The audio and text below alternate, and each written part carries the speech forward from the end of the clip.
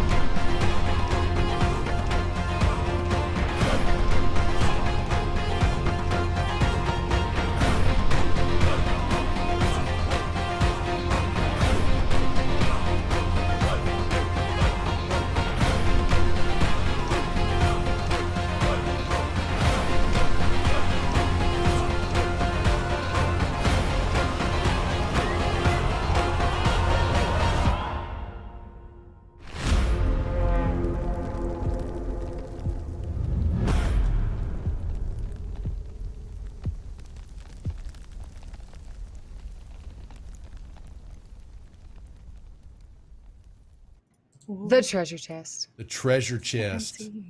Hello. We're live, I guess. So, yep. Uh-oh. Is there a honk? Oh, I didn't hear it. Honk. Uh-oh. I didn't hear it either. No, let me bring it. Oh, no. I don't want to rob Sepricot of his honking.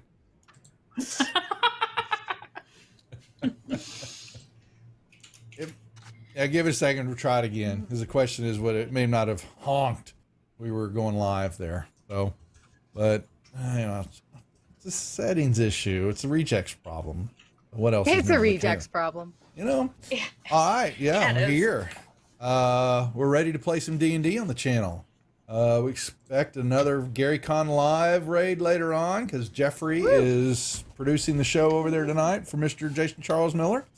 Hopefully that'll happen. But that's there. This is here. This is the rejects. Okay. And I got the hot toddies above me. -1. She decided she had to go camping in Colorado. Go figure. Okay. It's so pretty out here too. Damn her. Yeah, whatever. That I do miss about not be living up my mom's place up in Colorado. Because the fishing and horseback riding. Yeah. So did enjoy that. All right. Well, folks, we got 4 of them. They're going to introduce themselves. They're going to tell you about who they are, what they do, why they put up with me, maybe. Why they put up with me, maybe. Maybe. But they did level up, so they're somewhat happy with me right now, but we'll change that by the end of the show tonight. It's just the way it works. So, we start off. Francis, say hello to everybody, please. Hey guys, I am Francis. I play Isra Gray. She's an ASMR paladin, a very conflicted one who hopefully with the guidance of her goddess has figured out a way to work with the party members that she has grown to care about and their evil patrons and gods. What the F, you guys? We're going to hear about this forever. No, it's fine. This is probably why I've never played a paladin before, because I don't like being part of party conflict as a player, but here we are. I'm in chat as Fort Worth Bell. You can also find me on Twitter as Fort Worth Bell. And I just started doing TikToks if you want to watch me clean my house as Fort Worth Bell. Yeah. And I sell jewelry on Etsy. Go over to Etsy and search for Southern Studio Home. I make really awesome dangly earrings and D&D themed charm bracelets. That's it. We love it. Em, you're next. Hello, everybody. I'm Em, also known as Square Malix. I play Jana. She's a very fun warlock who has some new things coming your way now that she's level 7. So very excited. Duff and I was all up in Duff's PMs this weekend with questions and stuff. So I'm very excited for level 7 Jana. It's going to be great. Yeah, it's going to be awesome. You can find me twitch.tv/Square Malix. The About page has all of my other socials, Twitter, TikTok, YouTube. Just hit 120 subscribers on YouTube. So we're very excited about that. And that's it. Yeah. Okay, that's very me. good. Kirsten. Hey guys, I am Kirsten. I am playing the High Elf Cleric Vixera. I am an artist. You can find me on the internet at Myriad_X is my social media handle for all social media platforms, but I am mostly active on Twitter and TikTok. Mandy. Hey everybody, I'm Mandy. I'm also an artist. You can find me on the internet everywhere at the Mandy. I'm also on TikTok now, which is cool. Blame Myriad for that. I will forever blame her and Malix for that. And yeah, I am playing Ren. She is a big barbarian lady and is extra strong now that she is level 7. And we're Miss Maslani or Lori. She's camping this weekend with family. So we hope she's having fun. We don't resent that at all. So just to make note, was have her normally would chat about it, but a month from now, July 10th, will be her second show here on the channel, Lori's Critical Failures, the trip to Fantasy Island. As we're going to see if we can try to get her to use, 70 themed, shows. First it was Love Boat, and now it's Fantasy Island. So I don't know where the next ones will be as they get over on the Gilligan's zombies. Yeah. So yeah, it could be I Gilligan's love Island. That's it. true. That's actually love better, it. probably. So, but yeah, so that's going to be in lieu of this show, July 10th, here on the channel. Sign-ups are on the Discord server, so make sure and check out. Come over to Discord and get involved. Subscribers kind of getting first dibs right now, but we'll fairly quickly open up. We've had a couple of signups, plus she reaches out to her side of the world, some of her players, and gets them signed up. And so we expect a good time, lots of giveaways, lots of silly RP, which is really the main thing to expect. And make sure you've got a couple of alcoholic beverages next to you to drink and have fun. So that's the plan. Next week, just quick on programming and all that, Mama Prater has informed me that we'll be doing some giveaways from the Druid's Den. So I think the new candles, the final other batch is coming in, and we got picture taking tomorrow here at the Prater household. Get on the website. And so that's going to happen. And then we will be off the 26th. So make sure everybody put that in their calendar. Next 2 Saturdays from now. Will be night off, unless someone wants to stream something, which is more than welcome to, but I've got an event to go to that night. So, Duff, you have an inspiration. I saw It says that. Payback for M from last night. Ah, fine.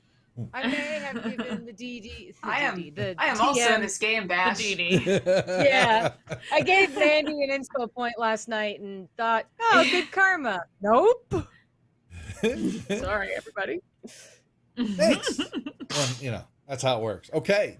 It is how it So, so that's who we are, folks. Thank y'all for tuning in, new and expecting everybody. Hope we'll have more people coming over, saying hi, and having some fun. The group, the recap, since we were missing Ren or Mandy last week, but basically, yes, you finished out what was called the lowdown in Highport, and finding our way through the underground caverns and passageways into the sewer system of Highport, and you found top area, basically. Found a couple of young gentlemen that were guarding a door, and you knocked it down, and they're slaves. And out of the shadows came Macaro, Brother Macaro, going, hold, you made it.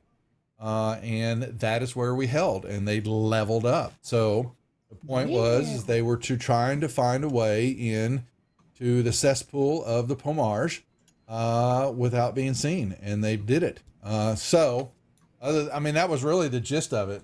You killed a bunch of baddies, had a couple more battles, some undead, and kicked some booty, and there. So that is where unless there's questions, we pick up the action. 'Cause I ain't got none. Alrighty. So we're coming in, talking to Brother Macaro. Yep. That's where we're okay. Yep. Perfect. So Yeah. so you came through, burst through a stone door that was barred on the inside, and then basically, actually you knocked. And if you remember, you were going to knock it down, and then someone got the wild hair. They were going to blast it down. Blast it down. Yeah, thought better of that. So that's where we pick up the action. You see, other than the beady eyes of a couple of these young boys that are definitely, wearing slave garbs, looking worse for the wear, a little emaciated, holding some rude, crude cudgels, and then Brother Macaro comes running out of the darkness, and welcomes y'all in, and he basically, you see him temper himself after his eyes light up to see that he's, first doesn't have to deal with something bad, and then he takes a deep breath, and he also says, it's very good to see you. That means that my instincts were right about the underground passageways, but we must be quiet. And y'all are going to come out, and When did we start? It was late morning, so it took a while. Yeah, so it's going to be early evening. It took you a good bit of the day to make your way through the tunnels and all that. And he's going to bring you. Oh, really? Okay. Every time. Yeah. So, Every time. all right. It's necessary. So what we It have is. here is a little play for the moment. Okay. Ooh, And where's let this me. It's a dump. Ooh. Yeah. All I right, love this and map. So I was gonna say it's very detailed. Mm-hmm. it's so I'm bringing y'all on. It's really just for show, somewhat for the moment. Is this like the slums? It's slums. We'll find out, and y'all are going to be Okay. actually pull y'all in. Let's see. We're going to say, oh, we'll do it over here. In this center room back here. So sides. Doom, doom, doom, to doom, doom to doom. Dum, I didn't- dum, dum, dum. It was a doom. Josh wants to see the map. Okay, Josh, I'll let you see the map. I'll trade over. Let's see. My Let's goodness. those stingers. All right, switch over to the other map, and then that means I got to line up. And there you go, Joshy. Okay, so Beautiful. yeah, and I should have probably do I have Brother Macaro? I totally forgot about that. Making Brother Macaro. Oh shit. I missed. I know he one. had a token in the beginning. I but know he did. don't I'm gonna remember if find it his was- ass. So we're oops. Well, now that shows you me my dumbass planning. So this is not Brother Macaro's portrait, but we'll put him here for the moment. Oh, yeah. Oh yeah. Thanks, Celtic. Celtic Boar. He's our first sign up for Lori's on our side. So he's hopped in and is Celtic. ready for the madness. And we posted in the Discord channel for Critical Failures the recap the show from last time, the first episode. So you can go out there and kind of watch and what to expect. So that was basically the Love Boat, and this is the next show will be the continuation into Fantasy Island. So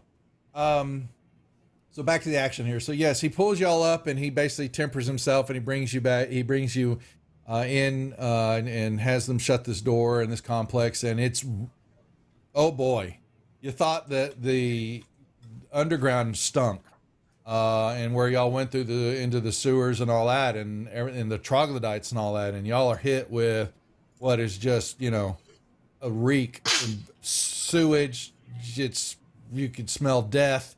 It's bad. And he basically says, you'll get used to it.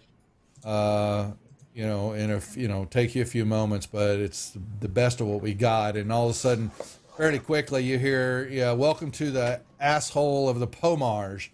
And you look over into the darkness and you see Quan comes walking Quan. in. And he's got a little tray with some simple little cups. And it's mulled wine. It's, he says it's not the best, but, and it's not much we have, but, relax for a moment. And I'm going to go, let me do a quick recon to make sure we don't have any patrols that are in the area. Remember, Brother Macaro kind of gives him a the quick point- nod. The point of us going through that little dungeon was to find a way from this point to the outside. shore, right? To the outside, bypassing. Okay. Yes. So, okay. Just making sure. yep. So Making in sure the that's in chat my with head. Quan and with Dernan, you knew that Highport, is a cesspool of evil and such. And you can ask that question. And Brother Macaro will, briefly, kind of tell you that, inspiration. Oh, my Lord. Who gets, Vixera gets inspiration point? Okay. All right. Nice. Here they go. I'm going to make sure to keep this open so I can see what's happening here. Yeah, so he gives you a quick rundown. We're on the outskirts of.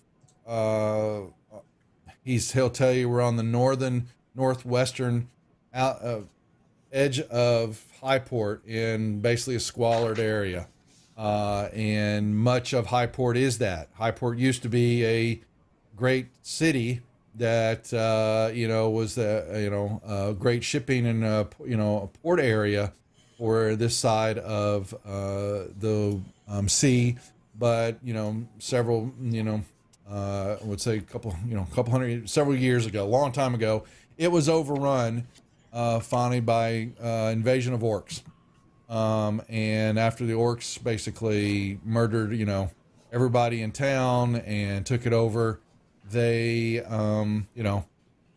did their best to rebuild it. It was actually one of the leaders at the time, the leader of the Orc Party, basically said we had the actual human thought that it should probably still be an area that they can do trade out of with the humans of the area, but it's barely that. Most of it's still in ruins, has been for quite a long time. It has repopulated to, he probably guesstimates 15,000 individuals of all shapes and sizes are here, mainly orc, half orcish. There are humans, other humanoid creatures and clans stake their small sections of the town, being hobgoblins, orogs. You might see a few ogres moving around, kobolds, goblins, all sorts. But the orcs are the main rulers of this area, and that's pretty much, will tell you the Pomars. What it is this is their area. They're part of the Flenos, and we're in a small section. It's fairly run down, squalid. We do not travel at night. At least we do not.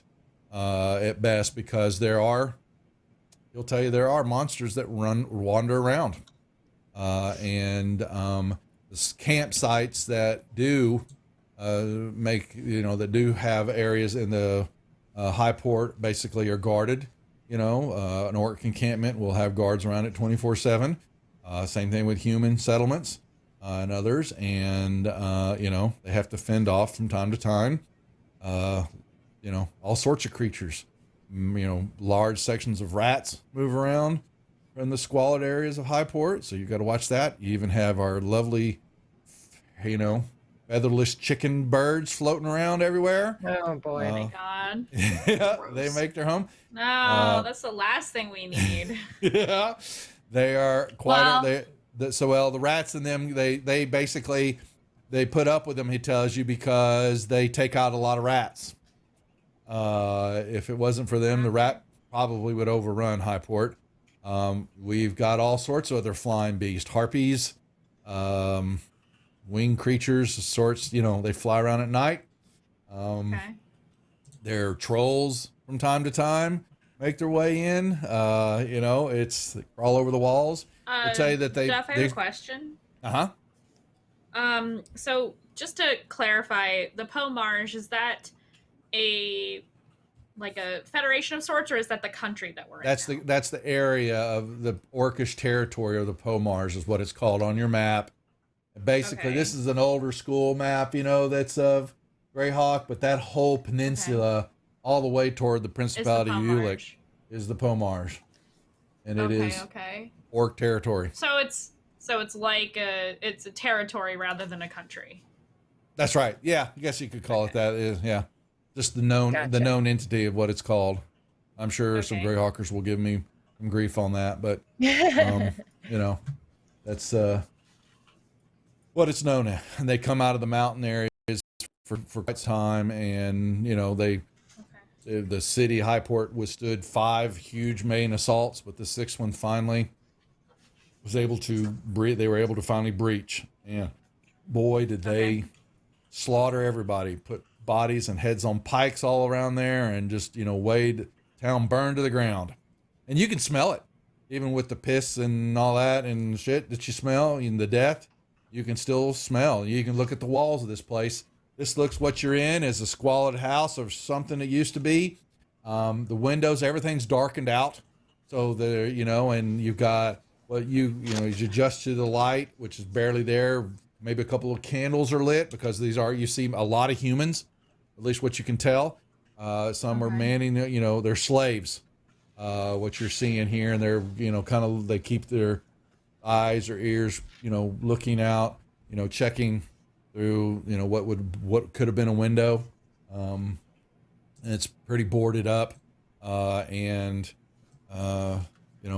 You can see that there's the tense, it's very tense, and he was telling you that this is basically, where he keeps his job. And if you remember, was he has made his way, luckily, into the city of Highport, and he has been rescuing slaves.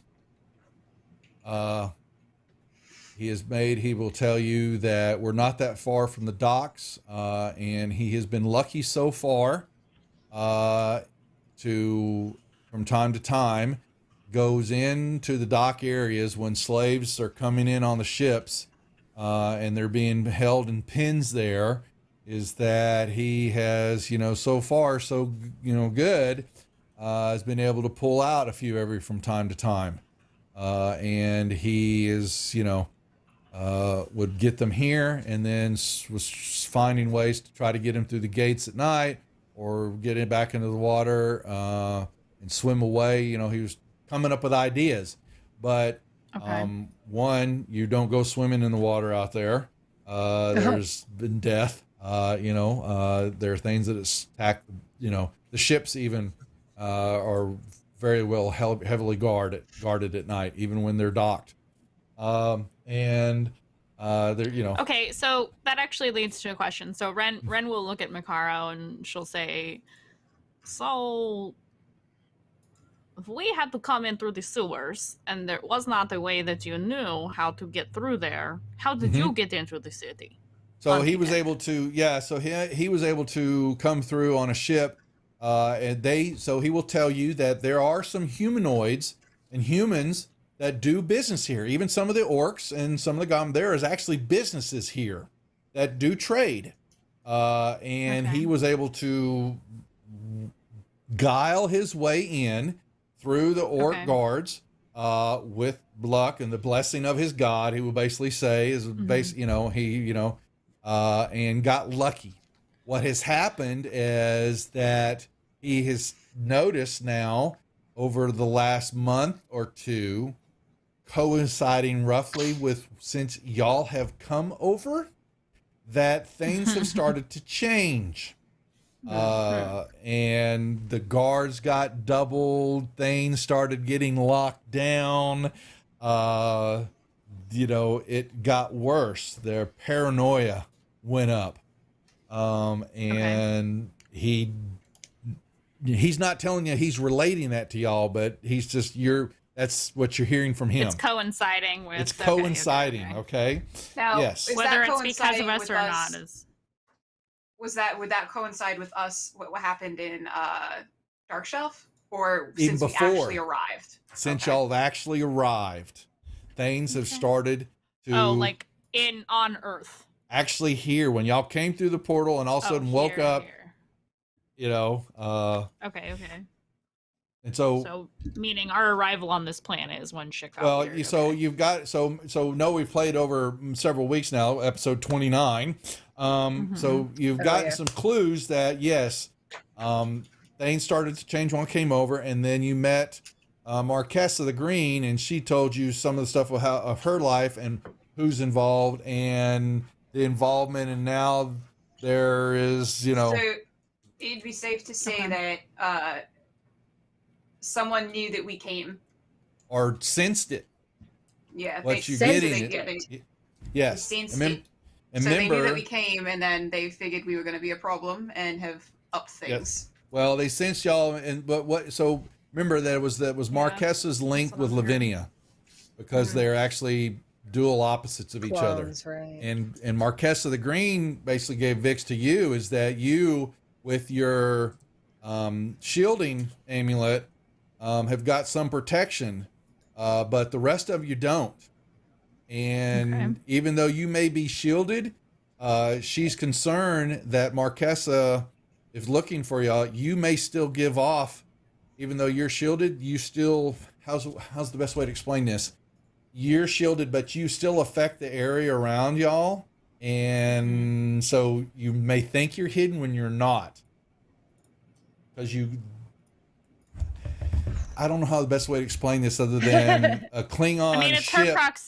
It's her Your proximity. proximity to the rest of them to the still party. is giving off an issue. Yes. Okay. Okay, There's okay. still an essence of you there.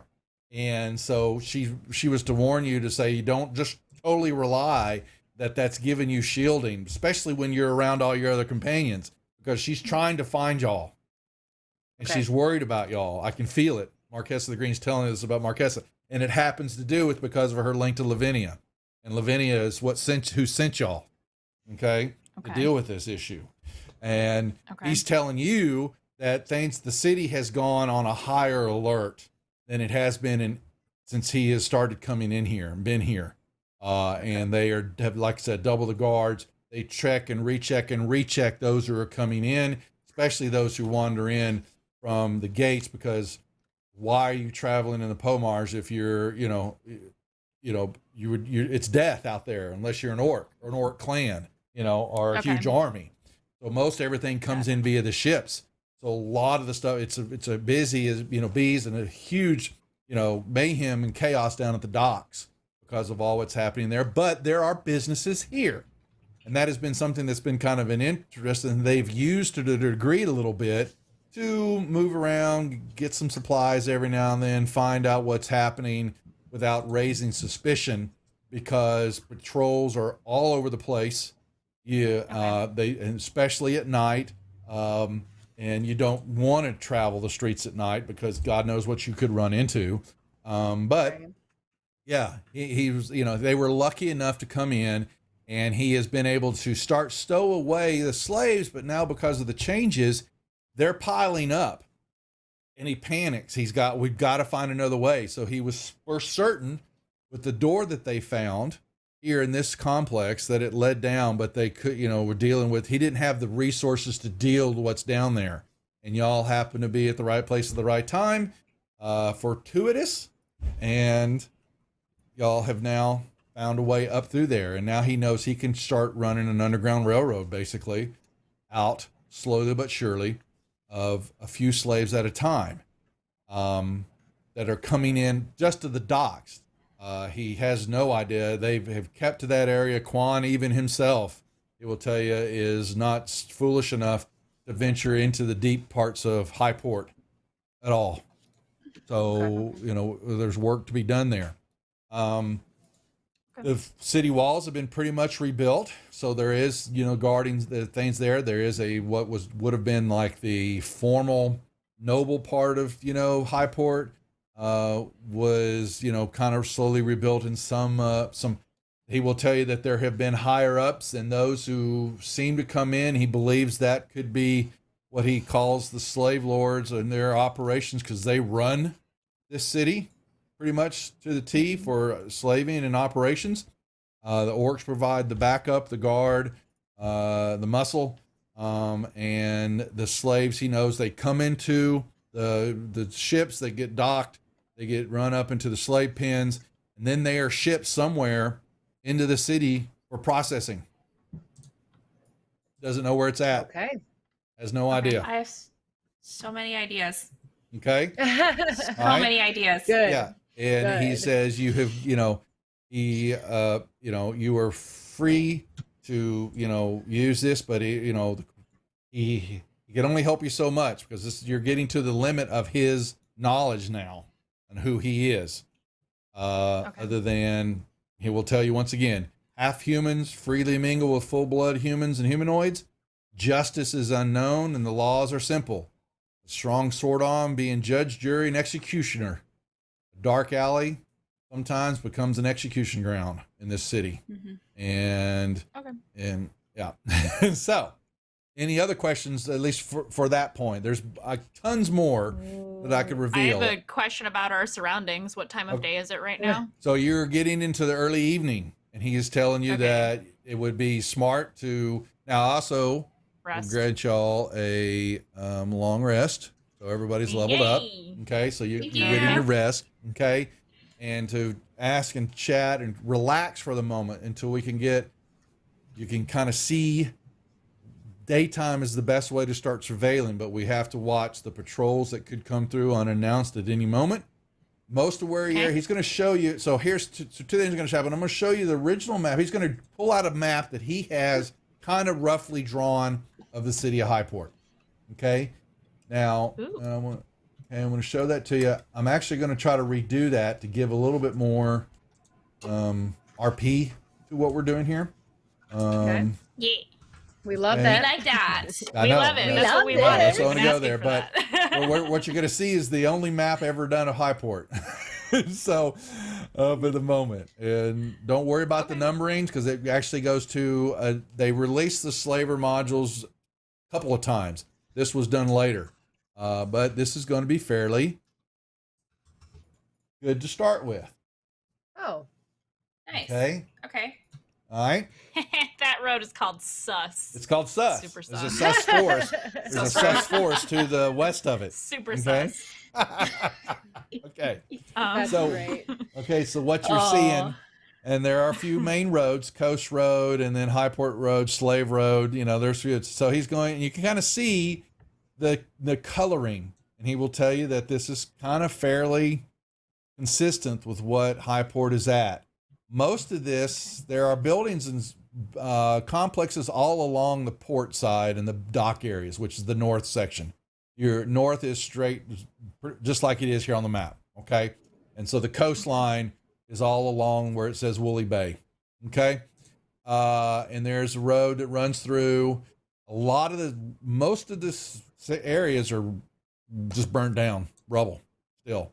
But there are buildings all along the coast and the dock areas where trade and warehouses and makeshift, buildings where slaves are kept are all here. Many of the areas are open fields where the encampments are at, in tents where everybody lives, whether it's, they're doing business or drunken sailors come in, and camp out in the human areas and, unfortunately wake up the next morning with their throat slit, I mean, are they even so- waking up at that point? No, I'm teasing. Yeah, I'm just, no, they're not waking up, there are, there is this kind of a more, like I said, the noble section is that building area to, I don't know what the stream sees, and it may not be able to see it. Oh, okay, stream sees most of it. Southwest corner, the southwest corner that you. Yeah, it's okay, kinda- that's walled off from everything Yeah, else. Okay. yep, somewhat. The walls are fairly well done, and there are towers, and he will tell you they are manned constantly. All right. And then Wow. the middle sections and main roads and other buildings, he's going to tell you he is not much help. He keeps along where y'all are at is over here. Okay. Oh, so Right. we're in the sus area. Got You're it. in the sus area. Okay. Hell yeah. Okay. And That's appropriate for this party. There Yeah, is really. it is an orcish area, but he tells you it's really run down. like a And mixed kind of- it's really, really bad. And y'all could get a peek outside. We'll use the map later on, but you can peek outside and it's gonna look like we'll use this map later, but possibly, but it's come on. Hello. Run down buildings, dilapidated. Oh, neat. Okay. I like Love this these map. maps A tonight. lot of that. Okay, it's a These lot are of really that. nice. And there's also, pretty. do I have another one? That one's got more rooftops on it. We won't show that one yet. Okay. So, Okay. so anyway, Okay. that's where y'all are So at. we're he's in gonna the tell you- safe house map. You're in his one of his basically he's got a couple other ones along the docks that they use to first get the slaves in. They try to get them cleaned up or redressed because then they've got to run, they've got to make a couple, skirts across town to get over here. Mm-hmm. Okay. And so far, like I said, he's been lucky, he'll tell you. So, but Okay. you can, he's going to leave it to y'all. I mean, Cool. he doesn't know. So he's told you, he's helping you with slavery. He doesn't know y'all's real purpose. Other purposes here. Y'all have just happened to be something that we're slaves, and he helped free you, and he met Lavinia, and, they talked about slavery and all that. And then he disappeared, and he said, if you need other stuff, find Quan.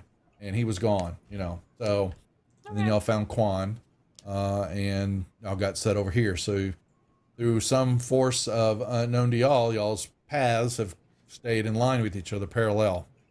Just Okay. a good bit agree. Okay. Cool. Questions? Nope. No. Yeah, I'm good. Family meeting. Nah. Family meeting. Family meeting. No. meeting. So y'all can, he says he Alright. will, he says, he pulls the guys away. He says, we'll give y'all some time to relax. He says, there's not much to do other than relax, clean what you have, show you around a Well- little more, but he does, We've been traveling for a bit, so we don't need entertainment or anything. and he's It's also going to say he's going to need, it will help you, if you would document and kind of help him go back through what he wants to recap of what happened when y'all went through the tunnel areas. What did you see? What did you find? How hard is it? What needs to be done to make it a safe passageway through I to will the sea? Pull out my cartography tools and start making a map through the caves for them. Mm-hmm. And do we have any issues to worry about? Things like that. So, Yeah. yep. Do you tell them about the troglodytes? Yeah. Yeah. You'll You'll be Tell fine. them that they are friendly and good people. So he Just don't might touch the ask glowing that. mushrooms or something. So he might ask that maybe one or two of y'all go with us the first trip or whatever to do the introduction. I pull off the necklace I that could the believe leader it. had given me and give it to him, so that As a token? like a token of for safe passage. Okay. All right. There's still a little bit of unsure about this, but there's a trusting bit part there, and he's gonna, oh God, I hope you're right, as he would say. Okay. Okay.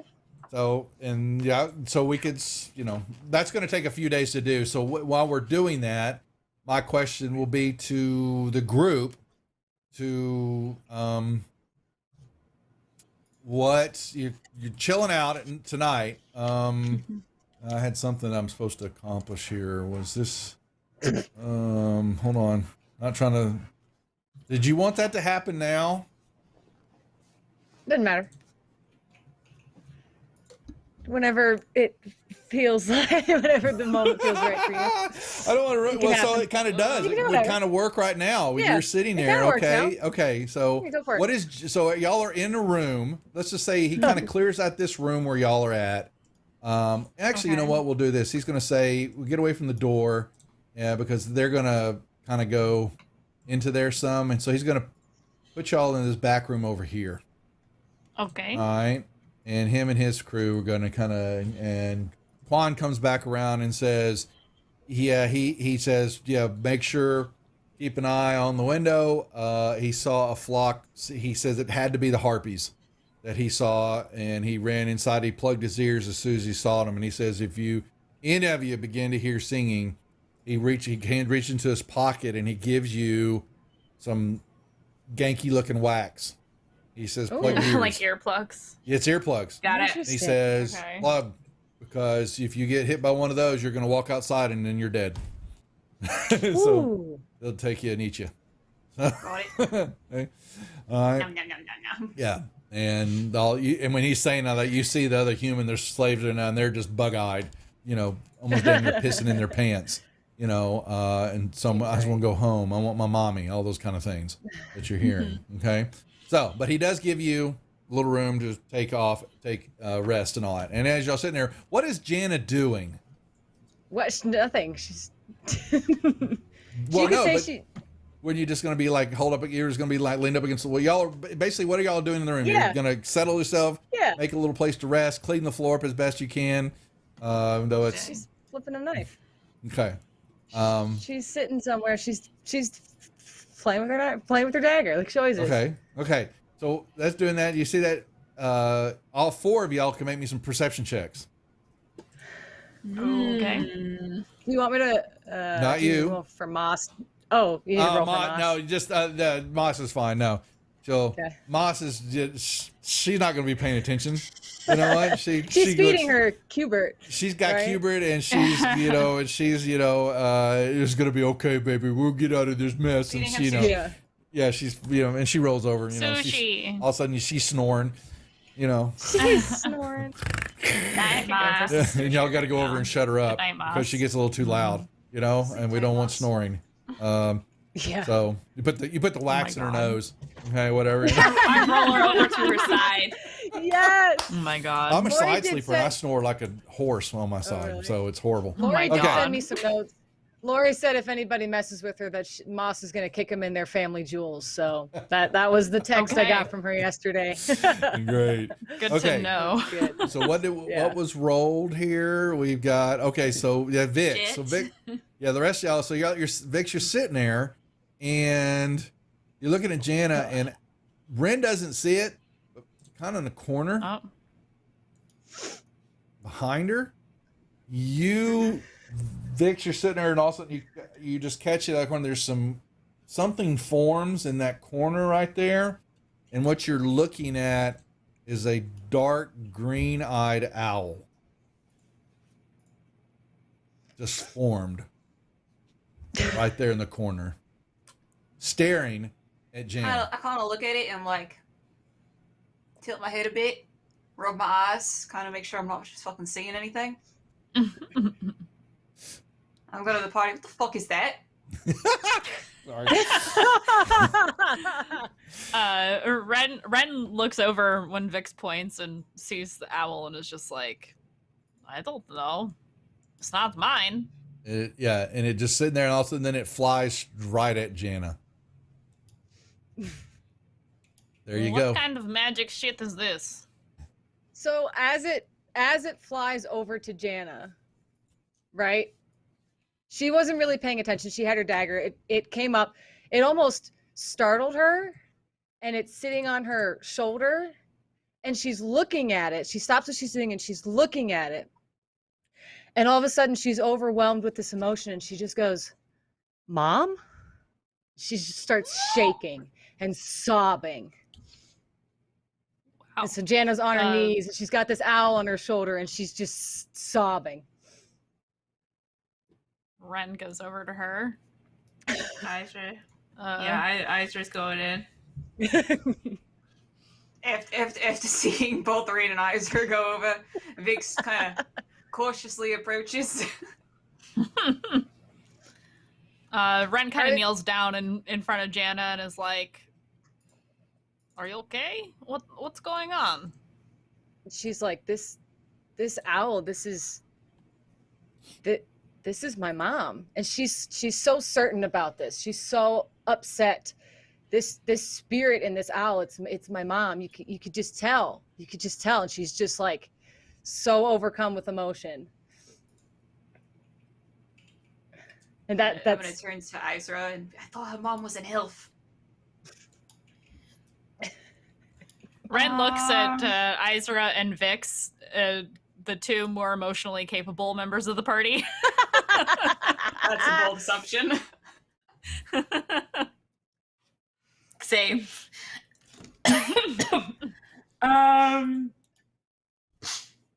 Okay. Isra will Okay. feel her divine sense. Do I sense any No. evil coming from the owl? No. I don't think Okay. so, yeah. Nope. Can I, Does she Oh, okay. It goes, Right. Duff, by the way, it goes 60 feet. Is there anything within 60 feet that's evil? You at the moment you don't, but you catch every now and then, and your perceptory, that something crosses through every now and then outside. There's no doubt about that. Okay, but that's Okay. but evil now. But Jana, we got to make clarification though. Oh, God. If this is the familiar, So you guys don't know this, but making an Right. appearance. But it is what form did it take? It's a celestial owl. Okay, so that's Isra. You would kid a ping that's the celestial beast that's sitting on her. Yeah. Nice. Okay. Celestial owl. Okay, in Celestial, Mhm. I will ask the owl, are you Oh. her mom? Can I Do respond I- to this? Do I sense anything? Do you know Celestial? No, I mean as the owl, because it's So think so you would have to reveal what the owl really is to her. Then. oh, right. So So- Jana's kind of sobbing. You pinged your divine sense, and Jana just says, "This is it. This is what I've been waiting for. They always told me that I would get a familiar. I didn't think they would send my late mother. She's just so drawn back like this, and she's petting the owl and she's stroking it and she's sobbing. Who's so they? question. Today. Well, before question, is it really your mother, or you're just thinking it's your mother? Because it's a familiar, which is just a celestial being. So I think she at least thinks it's her mother. But is it really though? That we need clarification on from you. Outside I mean, of it par- can. Well, uh, I've already warned you what I do with familiars. I know. Well, and I already told you I don't care, man. Be murdering I mean, her mother familiars, multiple times. I was gonna say, if you kill the familiar, like, you could just summon it back. It just comes comes back, back. I know, but it's just my running gag, doesn't and I actually- did. Yeah, Yeah, and that's fine. So- He said it, and I said, "Bring it on." yeah. She said, "Bring it on." So But yeah, I'm so gonna be Jana. shooting mom down a lot. So, Yeah, that's fine. So but, Jana. but my question is, does Isra really sense that? She would need to know that. Yeah, well, so Jana says that she thinks this owl is the spirit of her deceased mother, and coming to her in the form of a celestial owl to hang out with the party and protect Jana. She says this out loud to the group. She kind of wipes Okay. her tears and she says, they killed my mom. That she died 3 years ago, and I've been looking for her spirit, and they think this is my sign. And she's just so overwhelmed. So Who what I'm killed your hearing, mom? Isra, is that that's how we're playing this. Make sure I'm saying is that this is her mother Okay. in some form. There is some connection there. You sense. Okay. So who's they? That you said they sent this to you? Who's they?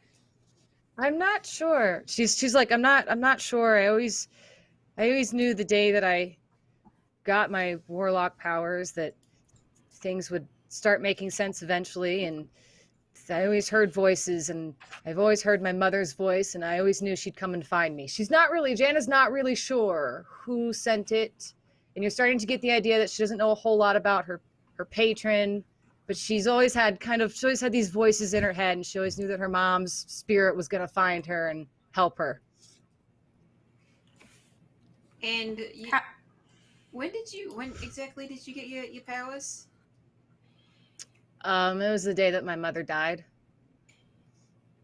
And how did she die?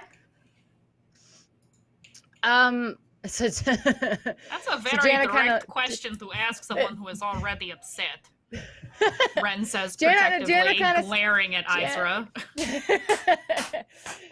So Jana kind of Isra just stands like- up, and the owl, whose name we'll worry about later, because she's not ready. Jana's not ready to reveal that. That's but- fine, So she'll that's stand fine. up, and the owl is gonna very, very gracefully kind of soar over to Isra's shoulder, and you guys will notice it has very dark but very iridescent feathers. It's missing a few feathers from like the ends, almost like where its fingertips would be, and it has Mhm. extremely long pointy ears for an owl and like glowing green eyes. So it comes over, it like sits on Isra's shoulder, I'll hold out. Yeah, my arm. and Jana's just babbling, and she's like, it's not gonna hurt us, I promise. It's here to help. She's just like wants to make sure that you all accept this owl that she thinks Yeah. is her mother's spirit. So I will grant Isra, you can feel this stuff, but communicating is only with Jana. Right. Mhm. Yeah. So You're- it doesn't respond to you. You're feel you can detect. Well, Isra, make me an It's- Arcana check. Make me an Arcana check. Mm. Sorry, gotta get your ice screen. Not my strong suit. Oh no, it's not no. today. You missed that class, so I'm not going to tell you anything more other than you can tell that there's something magical about it. Okay, we're going to like an indigo color now. That's better. Are you using There you inspiration? go. Okay, you used inspiration. Okay, so somehow, Plus yeah. 2, 15. So Plus two. Yeah. So we have you can detect now that it's a find familiar spell that somehow has popped for Jana Just in her right.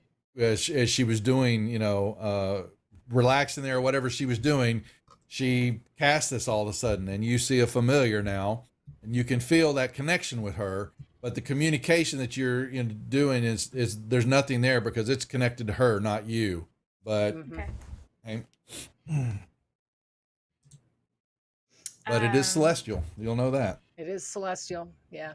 Jana, this Hmm. I can sense the connection between you. So I believe you.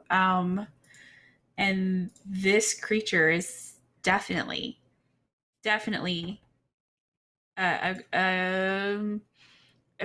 a creature of divine goodness.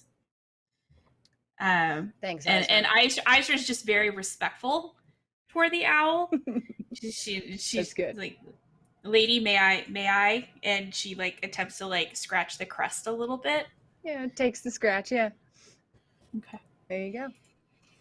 So Jana just like gets up and like wipes her tears off, and she's like, "Thanks, thanks." And she you're just just a- doesn't like she's just Real a brief- puddle. She doesn't really know what to say. Yeah, Quan, you kind of goes shh, and then he kind of backs out real quick, without trying to intrude. But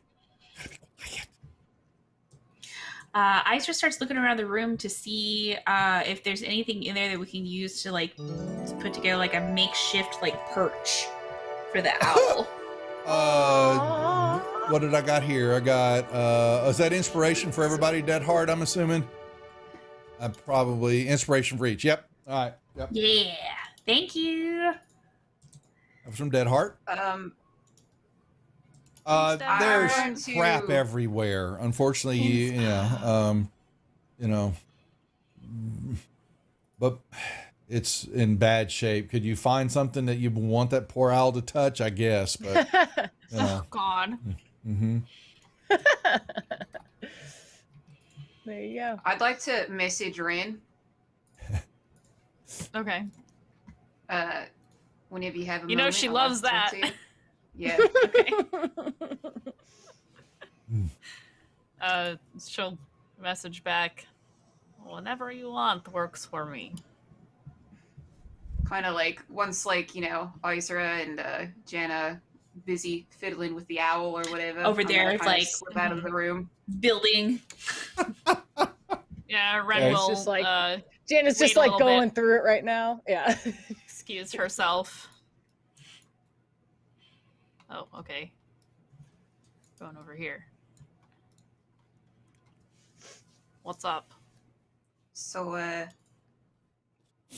kind of received a response for the first time from my my patron since we've come to this fucking plane. Oh, Now, I want you to know whatever you're doing that needs to be done here. You have my support. she kind of takes a second to absorb what Vic says and will nod and say, "Thank you. That means more to me than you know." And she'll I'm kind not of sure. she'll pat your shoulder a little bit. pat on top Just of the like- head. Vix will pat Ren's back and kind of awkwardly, not quite knowing emotions or feelings. Yeah, they're both These, just supremely awkward so at each fucking other. awkward. So awkward with their feelings. I'm not quite sure what your goal here is, but Orville, she her desires align with Baphomet's, so at least for this plane. Yes. And The I am Earth kind Dragon of begotten to needs to be destroyed. follow whatever directives she gives me. I'll roll for this if you want me to, but is Ren picking up like reluctance when she says that, meaning, you know, I got a directive, I have to follow it kind of situation? Yes. Yeah. Okay. I mean, this isn't the first time that Vix has mentioned Yeah. her patron, nor her kind of disdain for her patron. So She says, well, I welcome your support. So thank you for that. mhm. Hopefully we I can know get... things got a little bit tense on the boat a couple days ago. Yeah, I'm hoping we can all move past that, me too. because I don't think you're a bad person. I don't think you have bad intentions.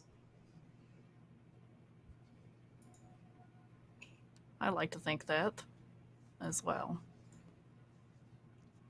Certainly no bad intentions towards the party. None of you. That's all I really care about. Just want to get home, all of us together in one piece. Agreed. Whatever it takes, whoever stands in our way, we will get home. I'm gonna kind of give it another little awkward shoulder pat and make my I way love them back so to the rest of much. the party. Ren is just kind of like, cool. She'll wait a little bit and then head back. That's her way of being discreet, because she sure as fuck doesn't know how to be discreet otherwise. It's fine. Jana's having an emotional breakdown. She's not going to notice anything. Moss is asleep. It's all good. Yeah, Ren's like, I don't have the energy for that. Don't. I can fight armies and giant monsters. I do not have the energy for a crying girl.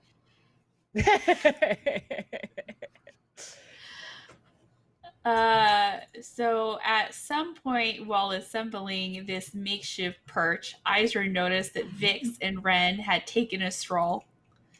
Oh no! And Vix comes Man, back. it's not like we snuck out. We all were in the room. They were just kind of sitting next to you. I would assume close to Yeah. each other, whispering. Yeah. Yeah. Yeah, so Vix comes back. When Ren comes back, Izra gives her a minute to settle down, and then she'll walk over. Are you Ren's taking just the kinda owl with you? No. They made a perch for it, didn't they? She's Yeah, that's right. she's standing leaning up against the wall with her arms crossed and watches you as you walk over. Well, shit, I can't lean right there. It's a window. Yeah, it's boarded up. It's covered up. You've got a little, like, barely little slit that you can see out without trying to jeopardize anything, you know, to see just darkness, you know. Izra will just like mimic your position next to you against the wall and just kind of like Okay. not looking at you. But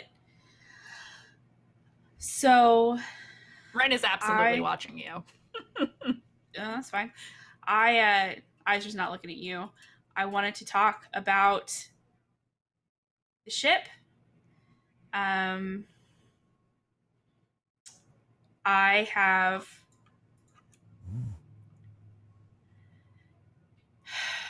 where were you when you got pulled through? To here? Mm-hmm. Wow, that's... I don't think Duff, you haven't given me anything specific for that, right? I can just say where I was, where So we'll I make think I sure- was. Make sure, France, what you're asking is what was her life before, or what was going No. on? The immediate moment she got pulled through, where was she? What was she doing? I thought we didn't Oh. remember where we were when that happened. So just we to retconned that a little clarify. bit from my from my Okay. deal and all Sorry. that, and yeah, no, it's Okay. okay because that's we try to forget that's nothing to see here episode. And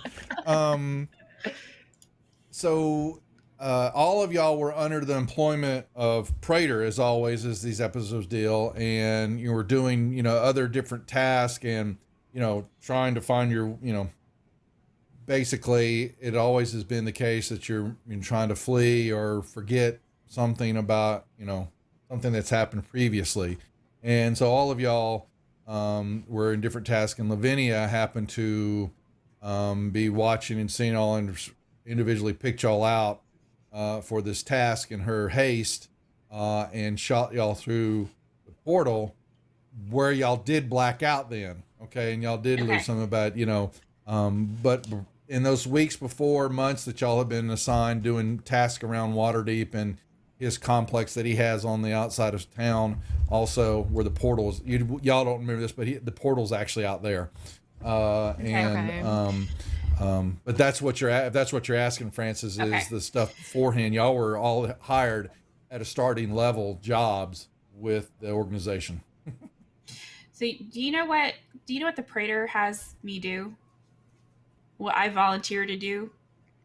I go into the deepest, darkest, most evil, disgusting areas possible to do whatever he needs done. And while I'm there, I am looking for information on fiends and the Nine Hells and how can I get there. Welcome, Raiders. Sorry to interrupt there, but Gary Con Live just raided in. Raiders! Jason, y'all's game was good. Thank y'all for coming over and hanging out with the hot toddies you see here before you as we continue on. All right, sorry, Isaac, continue. Our RP. Okay. Yes. That's my life. That's what I do. So you want to know? Oh, sorry. Continue. There is a specific creature that I need to find, and I think that you might be able to help me find that creature, or your god. And I finally heard from my goddess, and she has communicated that we're on the same path, and our goals are aligned. So she will back me up on working together, which is what I wanted to do. And now I have confirmation, but I need you to trust in your gut that I will have your back, and I don't think you do yet. So, two things. One, my goddess has given her stamp of approval, so I passed that. I trust her. We're good to continue on this path. And two, I could really use your insight or your connection to maybe help me find this thing, if you can, if your God will allow it.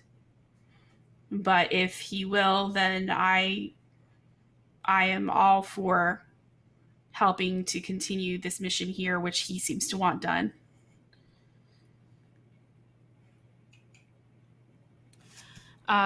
Ren will watch Izra and realizes how difficult it is for Izra to do this.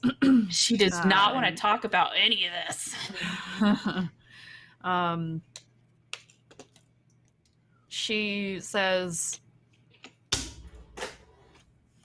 asking to trust anyone beyond a shadow of a doubt is not something I can do, but it is good to know that you have the same cause as the rest of us, and she kind of looks over to Vix and Jana. You want to know where I was before? For Praetor, I am just a muscle.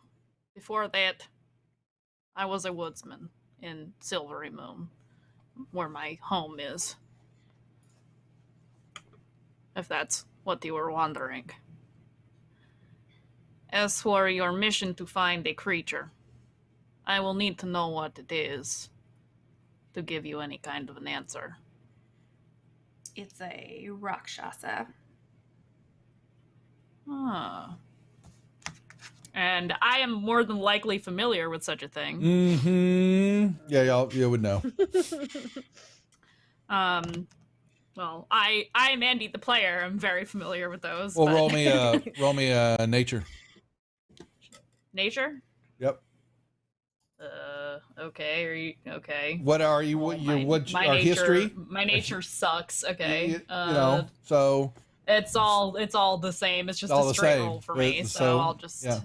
I think Ren would know what that is, though. Don't roll with advantage. Then I'll give it to you. Let's see if you went to that class.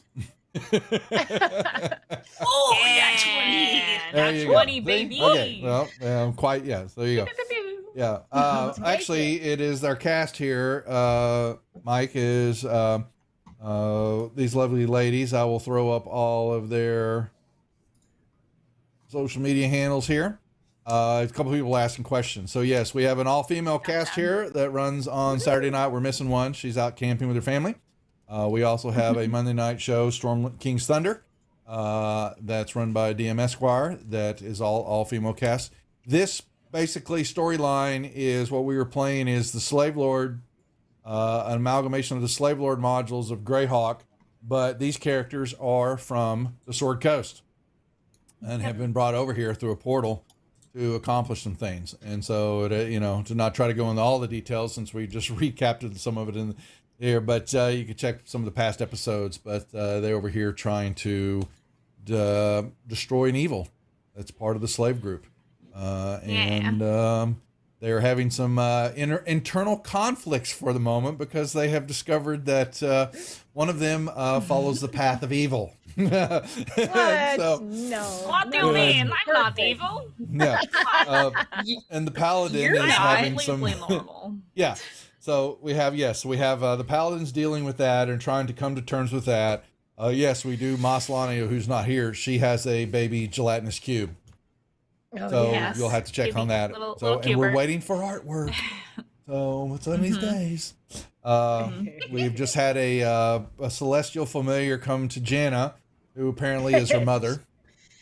He thinks it's So a mom, we're yeah. gonna have two moms to deal with because Isra, the paladin, has basically taken on the motherly role up until this horrific revelation that she was confronted with, and now is torn. So yes, that is some quick recaps. But yes, we are here. They have just made their way into some underground caverns and all that into the slave port city of Highport. And for those who are not Greyhawk savvy, which is a lot of us, even though I'm an old grognard and played at many, but still don't know all about Highport. But yes, the slave operation, a good part of it is run out of here. At least that's what they believe and what they're finding out. And so right now we're in kind of what, they just came out of a mission to get into Highport and are still basically dealing with this revelation that they had on their ship, the Dance Macabre, which they is now their vessel. Thanks to Salad for the follow. Welcome to the Rejects. So anyway. For those of you who are new, my character is Ren. She's the barbarian. She worships Baphomet, and that's what the upheaval is in the party. So there's the breakdown of the character names and who they what they're playing. He's clearly the superior god. I'm just saying. So true, though. So, Hail Baphomet. there you go. Anyway, so Ren takes in all this information from Ren takes in all this information from Isra, and when she mentions the Rakshasa, she says, "I am aware of their existence. Are you looking for a particular one or just where they live in general? A very Because they live- specific one. I see. Would you be willing to share more with me, or I can meditate on it and speak and try to speak to my god regarding this?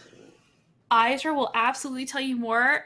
Francis, the player, is like urgently We'll work looking on that. for her backstory, so I can find the thing's name. We can just say you say his name. That's okay. And you can tell me later. Right. That's perfectly Um, fine. Don't feel the pressure on that. So she will agree to meditate on it and attempt to glean more information from Baphomet, and see what she can do. And she says, I don't know that I can make promises to give you progress on this quest while we are in this place. My connection to him may be strong, but it will be better when we are back in Faerun.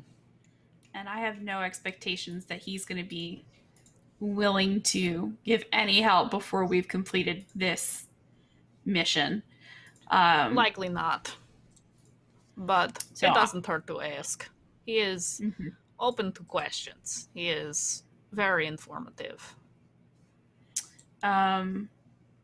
Just for complete transparency, when you speak to him, my intention is to completely destroy this Rakshasa and eradicate it from existence on any plane. Okay, I would be happy to help with that.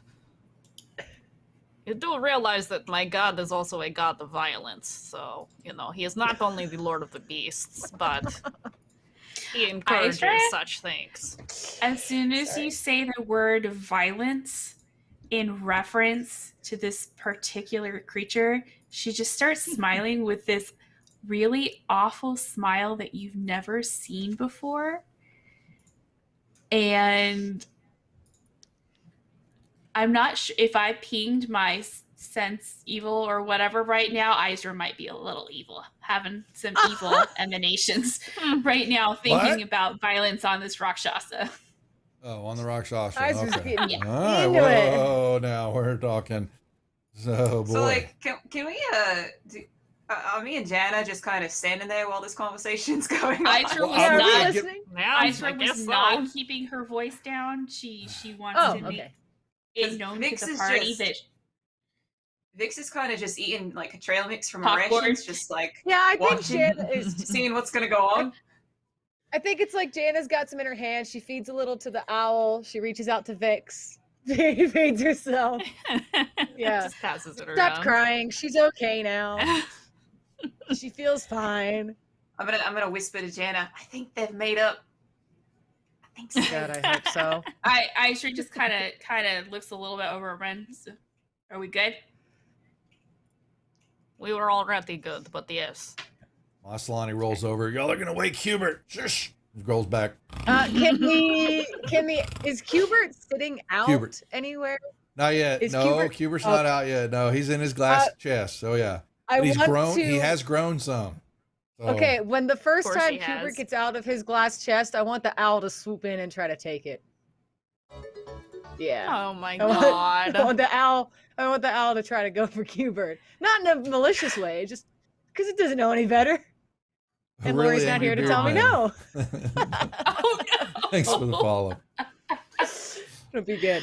Oh my gosh. Okay. Well, we're gonna have that Amazing. happen. We want to have that happen Oh, after It's true. when she comes back. She's not gonna know Yeah, that, it'll and be then good. we'll have the owls. Yeah, exactly. Okay. So I'll set it up for next Okay, week. perfect. You know, she pulls them out to Perfect. chat with them and all that, and the Non-lethal. owl. God. Yeah. Non-lethal Okay. talons. Scoop it up. Well. Maybe. Yeah, we got to remember that Or the whatever. familiar Oh, yeah, can't yeah. attack anything, but it could try right, to right, swoop. yeah. You know, but Right. it'll hit the. She doesn't know Just that, take it. and so yeah. Right, right. It'll be good. Okay, because I know she's not going to watch this, so we can say, all, you She know, might. She we'll might. see. So we'll find She's out not. then. We know she's not. Yeah, I know she won't. I know she won't. Nah, technology? What? No, never. Aw. So Poor Maz. okay, so we're having some Cool. deep moments, deep thoughts here. Yeah. So And it's See what we established that can- we were all doing work for Praetor mm-hmm. prior to getting transported here, right? Yep. Yeah. All of you were. And y'all might have crossed paths at least. We never really talked, not really run-ins with each other. But Lavinia was basically the catalyst for bringing the five of y'all Oh yeah. together, and then slowly but I surely feel like- revealed once y'all came back over, and she lost control of the Yeah. situation, and then had Yeah. to try to regain control, and all that happened. So. I feel like Praetor sure- probably recruited Ren in Silvery Moon, and she was just working for him out Praetor there. recruited all yeah, he probably. recruits them all, and so in Praetor, if you haven't Yeah. figured out, so he kind of has ability to detect those that are in the reject kind of form, and for rejects here, we're basically we're not looking for those kind of characters or people who are the best. I'm not looking for a knight in shining armor that's gonna never make a mistake. And I believe Yeah. all characters have got flaws. And Praetor, whether it's good or bad, finds those people with flaws and uses them, sometimes for good and for sometimes bad. Yeah, and it could be it could be not preying upon, but a little bit of not abuse. So what's the word I'm trying to look for? But basically, you're between a rock and a hard place, and he takes advantages of it sometimes. So okay, He's but an you do get work. opportunist. Yeah, opportunist is opportunist. good. Yeah, but Yeah. you also That's Praetor in a nutshell. Is Yeah. a magical arcane opportunist. I'd like to look towards Jana at this point, and so what did you do exactly for Praetor? Oh. What did I do? Mm. Let's go rapid fire answer. Come on. I don't know. Jana's like, I don't know, it's just anything I could get my hands on for the next pay. She's What's just, your- What's your specialty? what's my specialty? Before this, Oh, all sarcasm. of y'all were. So all of you were trying to. Normally, what happens in the motif, the byline of it is that you all get the urge to go be adventurers. Whatever life you're Yeah. leading or whatever disaster or tragedy struck, and you wanted to get away from it, and you thought adventuring or getting out and seeing the world, and unfortunately, you made your way into the radar of Praetor. Now, so you could have some tragedies there, but when y'all were trying to get in and find work as an adventurer and all that, you normally would getting turned down, and that's how Praetor finds you, and then you get brought into him to do whatever task it is to start trying to learn to get to that first level. Is basically what's happening. What were you doing or wanting to accomplish? What made you a warlock? Okay. you're gonna ask me what made me a warlock? Just Yeah. all right. How did you know you were a warlock? Jana will and I guess if everybody's listening, she's not going to be particularly quiet about this. She already cried in front of everybody, and she just doesn't care. So Jana's going to just say, before we got here, or before I got in this group, I was just undercover in the slums doing work as a mercenary. The only thing I cared about was making money to continue living, and Fair hopes enough. that one day life would start to make sense for me. That's as simple. That's it. She's never undercover mercenary. She's just Well, you're urchin. yeah. So that's where he Yeah. found you in the Works in the streets, slums. the slums. Yeah. Yeah. And this is home. And honestly, where you're at is like Yeah. the Waldorf. Didn't even flinch. Yeah. We're right now. Yeah. She didn't even hear. She's still probably covered in crap. Uh, But yeah, she worked as an undercover. She expresses that she had to hide herself in the slums. And in order to survive, she was doing work as a mercenary, keeping her hood up and keeping her face out of the public eye. That's why you're so good at like the sneaking and all that. Then You get pretty good at it when you grow up in the slums. Mm. How about you? I was had a deal with Praetor. I do some work for him for some information, for some help finding someone I've been looking for quite some time now. Did you find him? Not yet. I'm hoping to though. Once we get back, I've made a lot of mistakes in my life, and I'm hoping this finding her will be the first step in correcting at least one mistake. That's loud. Does Jana sense that Vix is like, what are you? Is Vix upset talking about this? Is she uncomfortable talking about this? Like, is this hard for her to talk about? You can sense that it's not that it's hard for her to talk about. There's a fear of the party judging her if they knew what she had done. Okay. So Jana, in an effort to almost comfort Vix or let Vix know that there's no judgment, Jana's gonna like reach into her pocket and she's going to pull out this very small, what looks like it's a piece of jewelry. It's very like shiny. And she's going to say to Vix, "This was my mother's favorite earring.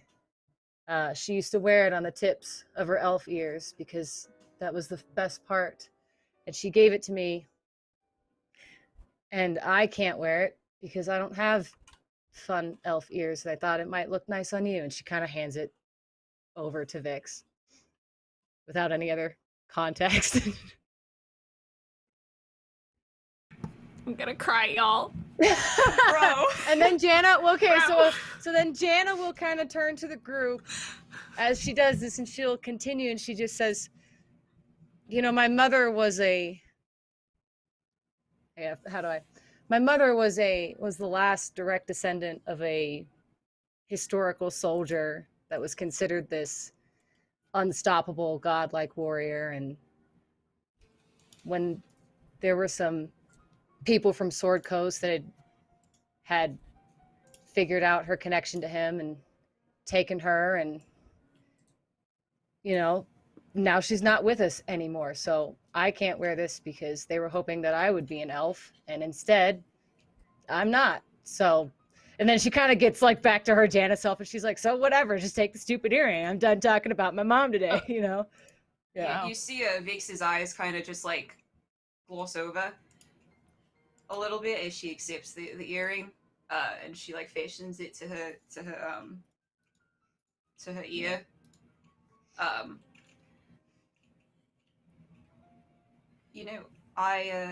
not quite sure what she's like, but when I do find her, I hope she's a bit like you.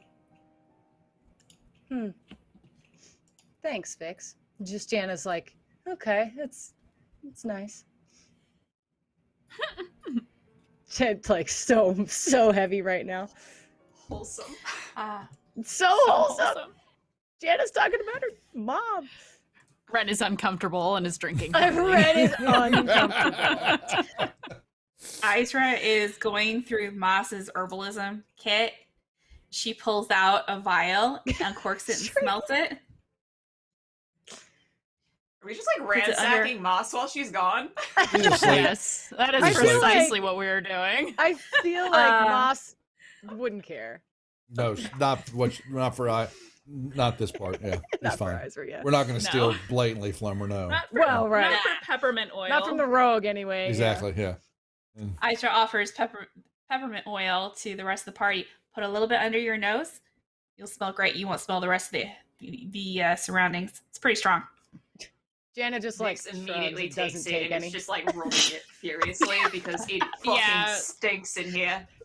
Ren totally does the same thing. She's Jana like, doesn't. Normally I would just put up with it, but since you're offering an alternative, I can't say no. This is like Jana's like, I don't know, it smells like home to me. Yeah. Well, and there's nothing wrong with that, but do you want to try and see what it's like with the peppermint oil? It smells really nice, actually. Okay, yeah. Can I roll a persuasion? I love peppermint oil. Roll. Me too. I'm a huge fan. You're gonna roll I like lavender a lot too. persuasion against my. Oh no! What are you rolling against? No. What did you roll? I don't know. Oh my god. Persuasion. To talk to you get into to- trying it. Yeah, persuasion. What'd she roll? She rolled a one. Can I have advantage? Can I have advantage since You can re-roll all Ren you said- want. No, you can. Okay. Thanks for the follow, Kuro. You can use your inspiration. I love this so much. I'm using it. Ha! Oh, Do I have to that's a go? big difference. Oh, Big difference. yeah. All right. No, she'll. Okay, fine. She's like not really all like. She's like doesn't. She's not as. How do I put this? You definitely sense that she's not as warm and friendly toward Iser right now, and I think it's because she thinks that her like mom is actually here, and she doesn't want her mom to think that she's been replaced. She kind of thinks she's not mean about it, but she's definitely not like all snuggly up on Iser right now. Kuro, yeah, we do a lot of D&D here, but we got other channels. Plus, if you came over from GaryCon Live, plenty of D&D there. But there's the Discord link. Please join.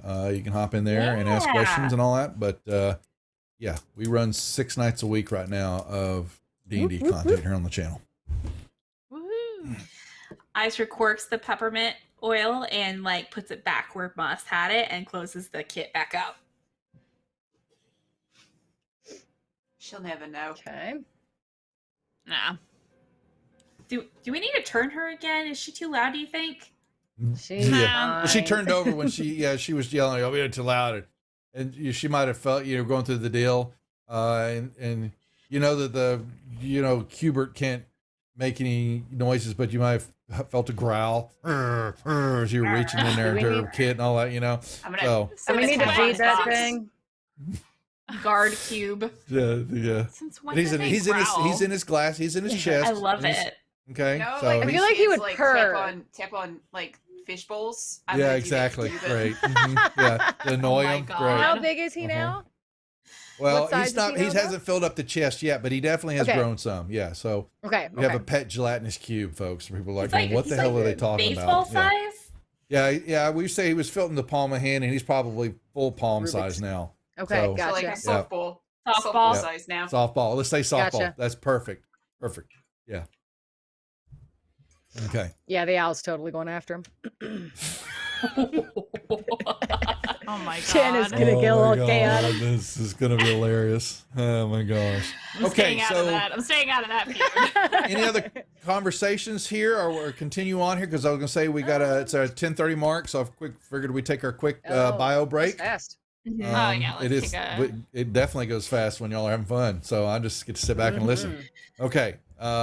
So, all right, folks, we're going to take our quick little bit of intermission break here. Just inside 10 minutes. Usually it ends before that. I'll come back on. We'll kind of go over programming again. Get a recap of what's happening here, things that are coming up on the channel, and stuff like that. But please stick around. Don't go away, and we'll be right back. Bye. No, that's not big enough. No, that's not big enough either. That's more like it. We're delighted to have you with us. To add to your enjoyment, we're all wound up to bowl you over at intermission time with live wire service at our snack bar, where you'll find a tempting variety of favorite foods and beverages. Now it's showtime, folks. And you can be sure it's the best show in town. Your continued patronage is very, very welcome. Who's setting up shop? We got a cleric paladin who is also setting up shop. We're gonna call our consortium Praetor's Haberdashery Consortium. We don't sell hats. Is we don't sell hats part of the name? No, I just thought I'd clarify. I like it better if it was part of the name. Yeah, me too. Oh, That would be very funny. I mean, I'm the head of it, so like we could add that to the name. Yeah, we will then. We're gonna have shirts made. I gotta get their portraits all put together, and we're gonna have merchandise. Oh my god! This is gonna be awesome. Praetor's Haberdashery Consortium. Parentheses. We don't sell hats. I would buy one of those shirts. It's intermission. Rise and stretch time. Time to refresh yourself and visit our snack bar. Got a yen for hot popcorn? Your favorite soft drinks are sparkling cold. The juicy Frank's sizzling hot. There's delicious coffee, freshly brewed, and all kinds of ice cream and candy to tempt you. Showtime will be announced loud and clear to get you back to your car in time. So stretch your legs. Come to the snack bar now. They don't really apply to level 0 characters. They don't? Okay. All right. So then I won't grab them. I thought that crit might be that extra one. Okay. So here's the regular damage. Oh, say good night, Francis. Oh, that's Chip. Oh. Oh, I'm sorry, Chip. Suck it, Chip. Whoops. I thought me. I'm sorry, sir. This is a private mountain. But I only wanted it. This mountain is reserved for patrons. But it's a supply depot for all sorts of good things, which people can get at the snack bar. Like soft drinks, candy bars of all kinds, delicious popcorn, and refreshing ice cream treats. But I am a patron. Well, why didn't you say so? Be our guest.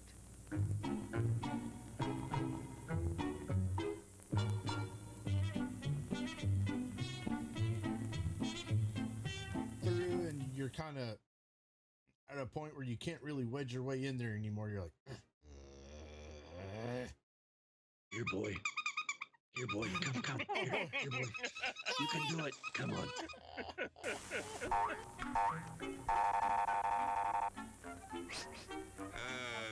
Yes, sir. May I help you? I'd like 2 of those, please. Hot dogs? Yes, sir. And 3 of those, and 1 of those, and 5 bars of these, and a cup of that nice hot liquid. Coffee. Coming right up. Oh, and 2 bags of those peculiar white coffee material. You mean our crunchy popcorn? Shall I wrap that for you, sir? Oh, that's all right. My saucer's just outside. They come from miles to enjoy our intermission.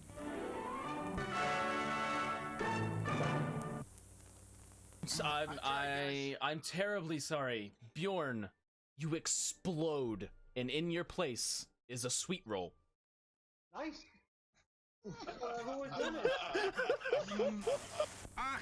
Hello there. Give the demonstration of my new invention, the Goodies Machine. The machine turns out delicious hot doggies one after the other. And thirst-quenching sodas also. Gives popcorn of the most tasty kind, plain unbuttered. Candy too, crunchy and dandy. Steaming hot coffee and ice cream too. These goodies are at a snack bar just waiting for you.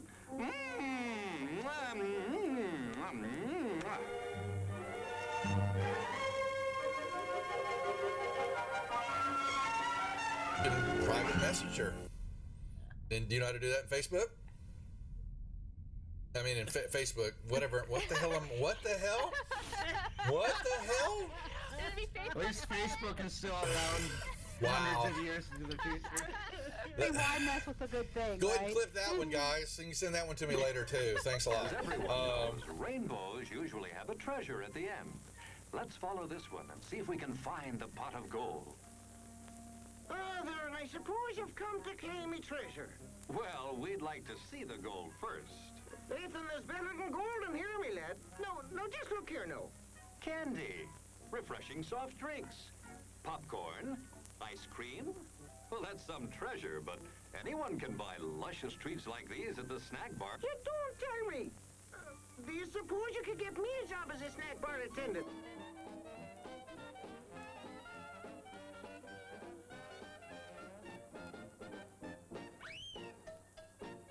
Brass knuckles he's wearing, and the creature just. How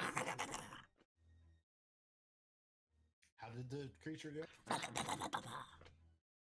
One more time? What? One more time? No, that was it.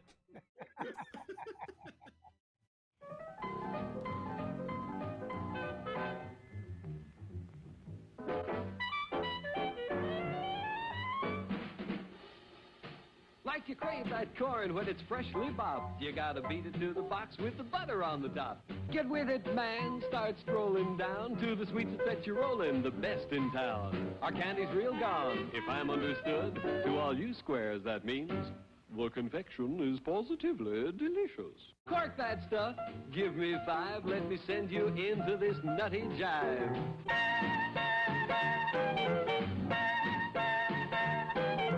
Go, man, go. It ain't very far. Shake it on down to this cool snack bar.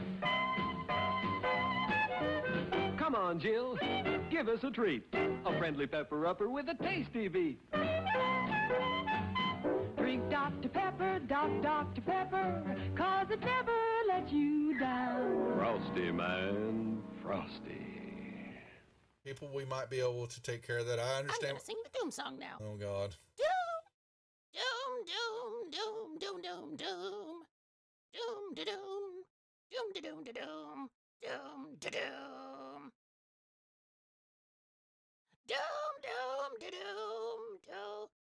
doom, doom, doom, da doom, doom, da doom, doom. Doomy, doomy, doomy. Doom, doom, doom. The end. Music to the ears of the hungry. The sizzle of a mouth-watering hamburger. Fresh, lean beef, done to a golden brown. Couched in a soft bun and garnished to taste. Man, that's hunger heaven. And you'll feel like you're heaven sent when you get one at our refreshment stand. Happen, let me see. Is there a deception check for a horse? Or does a horse have a... Ooh, it's going for the... Deception for a horse? Yeah, horse has I got love it. deception. So the horse goes up and you see it. It's looking a brief second. It looks at the plant like maybe, you know, it's something even tastier. But then it sticks out its tongue and it, you know, pulls back, you know, and then it backs up. It's got the sugar cube in its mouth and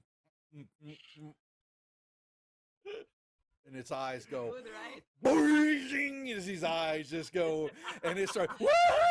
And it starts bucking, and you know, and it just.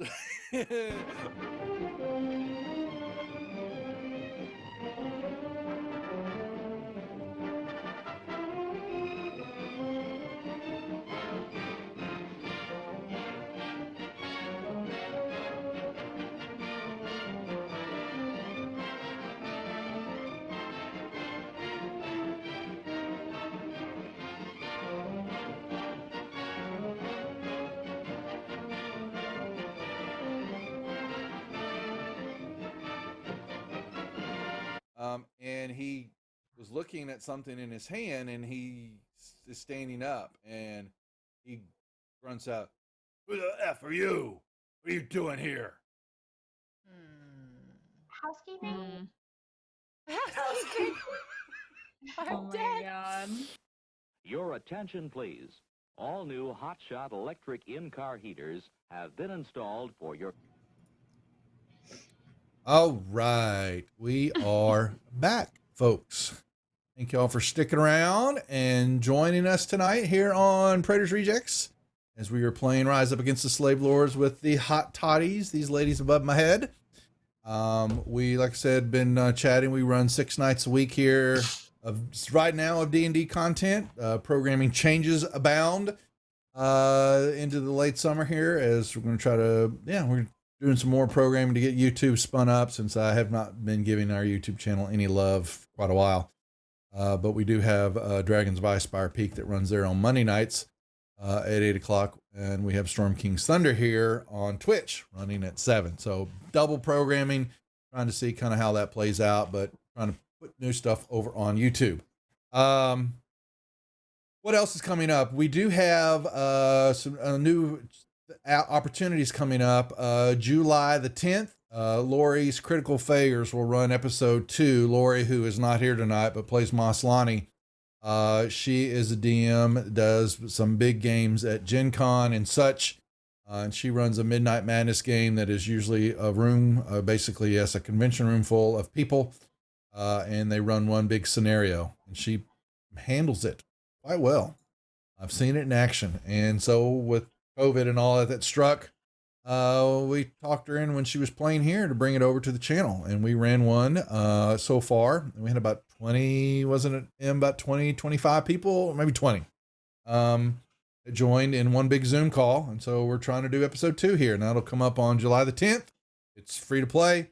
Just got to sign up in our Discord and reserve your space. We will have giveaways that night from channel sponsors and some of the actually people you see here. Just giveaways throughout the night and have a bunch of silly RP. It's very rules light and just a lot of fun to play. So that's coming up, some new programming in. We're going to do some painting and a few other things we're trying to get over on YouTube. But the rest of it, you saw pretty much watching intermission. That is our schedule throughout the week. So that's all I'm going to say. Get the hell out of the way and get back to what the hell's happening with this group. A lot. So, honk. Yeah, I heard that. Someone threw a honk out. I heard the honk. Sepricod. Yeah, it's Sepricod. Yeah, he's always great. He's always a honking. So, hey. Who let him in anyway? Oh, that was right. It's Francis, dude. That's right. Shout out to Mr. Bell over there. He's right behind her. Yeah.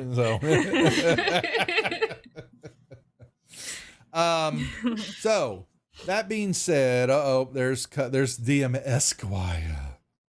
And DM Esquire, you're supposed to be looking at some stuff for Francis. Okay. So don't make us send out the Guidos. Okay. You've got some homework for the media kit. Phrasing? Okay. So I know who called out. That's right. So, okay. What else I am just, okay. Oh, that's good. Yeah. All right. So anything else were we going to have any other deep thought moments here, or did we want to fast forward a little bit? Cause I'm not, you guys want to keep going on. Let's go. I'll get the hell out of the way. Just sooner or later, you got to fall asleep. Because Moss is way Does anybody heavier. else want to pull Ren aside for a conversation today? Jana, it's your turn. Jana had a Ren moment already without anybody knowing. So there's an inspiration card for Ren. That's already we started it. Yeah. Holy moly, they're going to have so many cards to deal with. All right, Ren will pull that here in a little bit. Remedies, yes, as always. Saw you streaming earlier. Thank you for bringing your gang over here to the Rejects. As always, someone give her channel a shout out. Thank you, Jeff. Never mind. He got it. Yep. He beat me to so it. Yes, thank you very much for the raid. We do appreciate it here. The Bacon Saber, thank you for the follow. Welcome to the Rejects. Nice name. So I love it. That is a great name. I love that. Yeah. It sounds cooler than Beat Saber, in my opinion. Thank you very much. The ladies appreciate it. So, and Rim, if you didn't know, also, and because Coven's here, DM Esquire, we have another. I see 100 bits. So somebody's getting an inspiration. Who would that be, Brim? You want to give an inspiration point to somebody you may pick of these ladies that are above my head. But we have another all-female cast that runs on Monday nights. If you didn't know that, that's DM Esquire's Storm King's Thunder here on the channel at 7 o'clock. So, and next, Ren. Ren gets the card and the inspiration point. Thanks, Remedies. Right? There you go. Thank you very much for the cheer. We do appreciate it. Thank you. So back to the question was, wanted to basically, I'm going to just fast forward a little bit as y'all are having this deep talk, and now you've discovered that there's a truce has been kind of laid down a little bit. We would call that with the individuals here. Plus, we have Jana's mom has shown up. Another one, inspo for everybody. Okay, all right, more inspiration. There we go. Okay, all right. So now we've got, like I said, we got two mother figures here. Isra, the physical mother figure, and then now we've got Jana's mom in celestial familiar form, wigging out Jana. Wigging out. She's fine. She's calmed down. You calm down now after the conversation she just witnessed. Yes. Okay. And like I said, and Maslani's over there snoring with her pet gelatinous cube. So And that's yeah. what you missed, yeah. Mhm, that's what you missed so far. They've made their way, like I said, they've made their way into the city of Highport to continue on in their mission of discovering the whereabouts of one evil Marquesa, who they know is associated with the slave lords of the main slaving operation that takes place in this world, in the area where they're at. And they are still learning because they are themselves from the Sword Coast, so they know nothing about the world and the continent of Flyness and the world of Ort and all that other fun stuff. This is all new to them. So let's say that you got in the long rest. Like I said, y'all had leveled up, and so they're all level 7, and they're in basically a safe house on the far out reaches of the town of Highport, or the cesspool of Highport.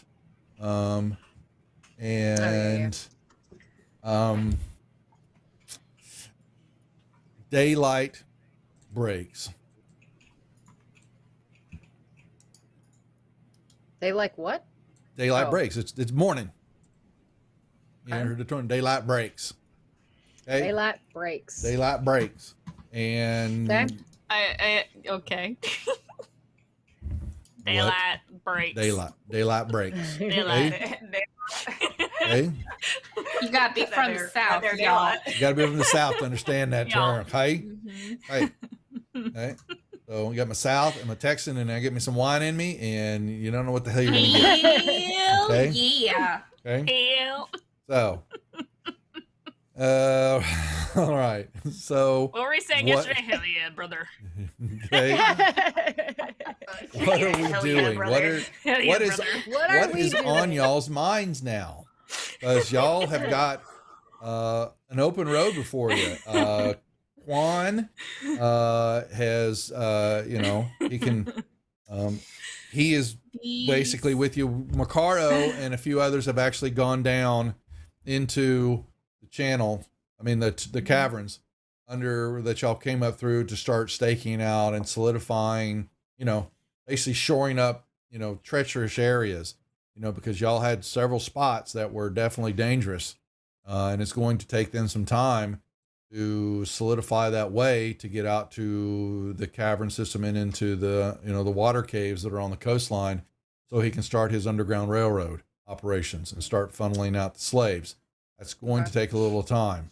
So his only concern, and he's, presented to y'all, was to not, threaten or divulge this, basically what's happening here.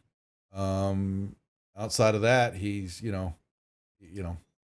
he leaves Quan to you to answer any questions or try to provide him much guidance, but their knowledge runs from here to the dock areas, and that's roughly it at the moment, because it's too dangerous to travel anywhere else.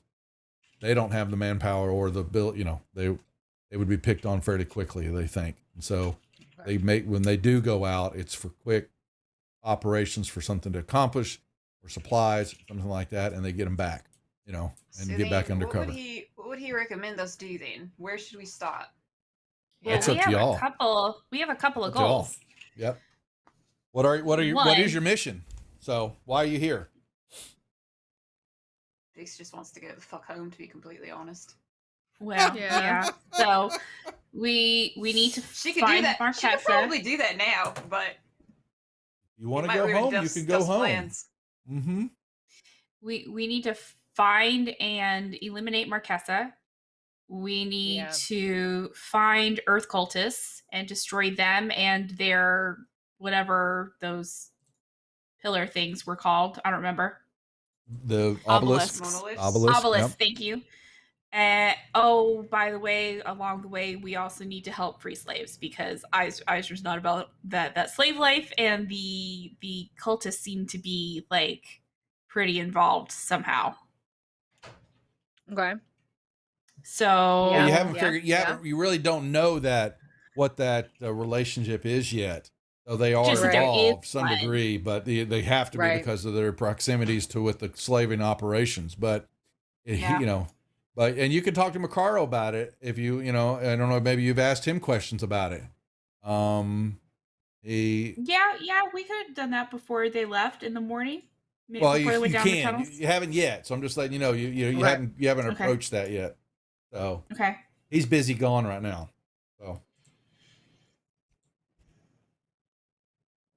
So what do we do? Quan, how, if we were to go out and about, I mean, if someone like stops us, like, are we from here? Are we visiting? Like, what's the best way to tackle that? He usually lies really. He's been by himself mostly. When he's traveling, he has been able to, his skill sets, is to blend in, and Better than me. We do not blend. You gotta have. Yeah, he's looking at y'all. This is where we need. I wasn't go too far because of Moss and y'all, so y'all can determine all y'all skill sets and how you're going to tackle this. So he says, well, we've got information. So that's going to be hard to come by. He will tell you, that you have to be careful what you say and ask around here because everybody knows about the slave robber. They run this city, and no one will double cross them.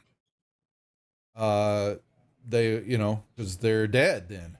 And so you must be sly and cunning with how you approach to find information and not, basically, reveal yourself or, show your true hand. Walk around in here, you either better be a show of force or understand that, yes, more than likely you will get searched stopped if you don't have a particular task or look like you're not just going to walk around like you do in any other city looking at the sights. You better have a task. You better have an idea of what the hell you're doing when you're walking around here. They only walking up and down the docks. Now maybe you could find work. Mm-hmm. It is a city, so Ren has a question. Okay, what's that question? Ren will ask. She'll probably ask Quan because I feel like Quan would know this probably better than Makaro would. But you can choose. That's fine. Whichever. Okay. She'll say. So, you said this place is lawless. Yes, it Are is. there any fighting rings where I could make money? Because that would be a very quick way for me to Without get a doubt, information. And there make are money. several. Oh, there's no doubt. Oh, good. I need to get some tension out.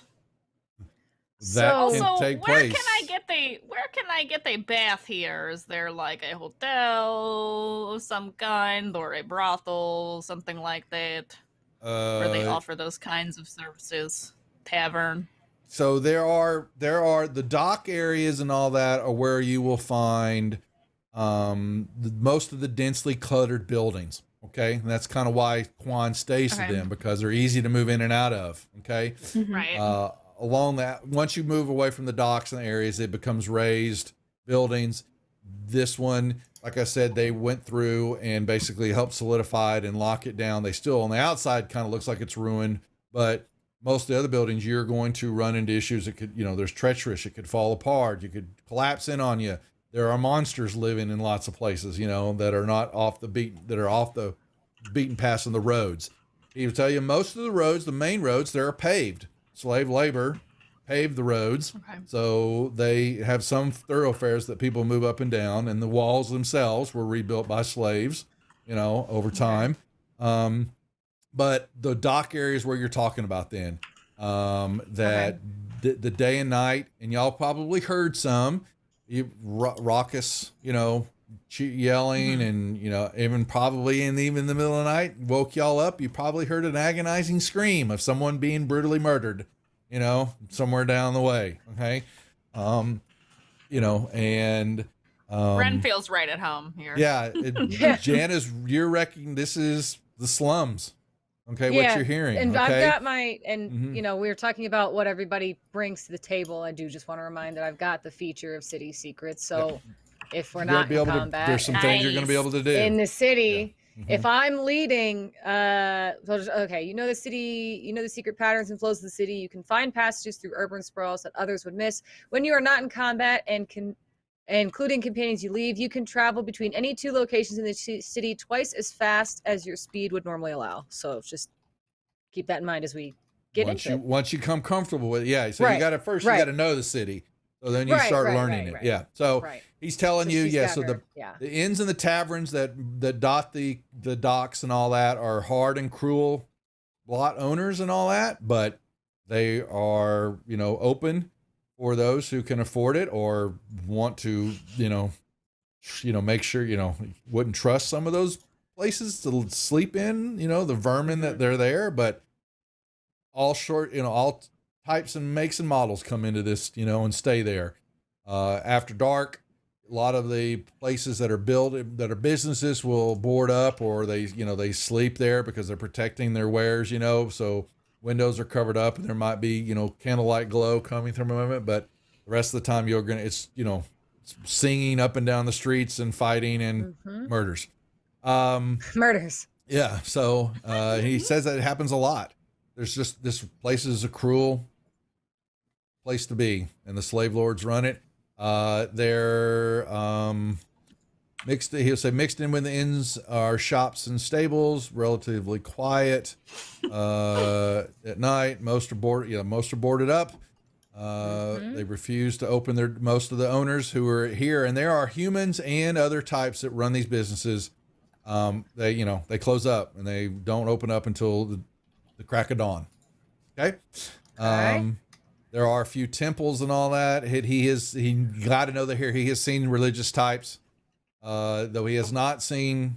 If you ask him if he's seen any of the cultists or anything like that, no, he has not. But he hasn't been looking either. So that would have to be something that they would keep a little bit more eye on. Okay. What else is he going to say? Friend's like, I want to go to the fighting ring now. Well, Can I come? Yes. Yeah, of course you you're can gonna- come. I need How to did I watch not my back. know that she was going to ask for a fighting ring? How did Why you would not you know not that? just know I know. inherently? No, Do actually- I not want to fight and wrestle people I in know. every single city we go to?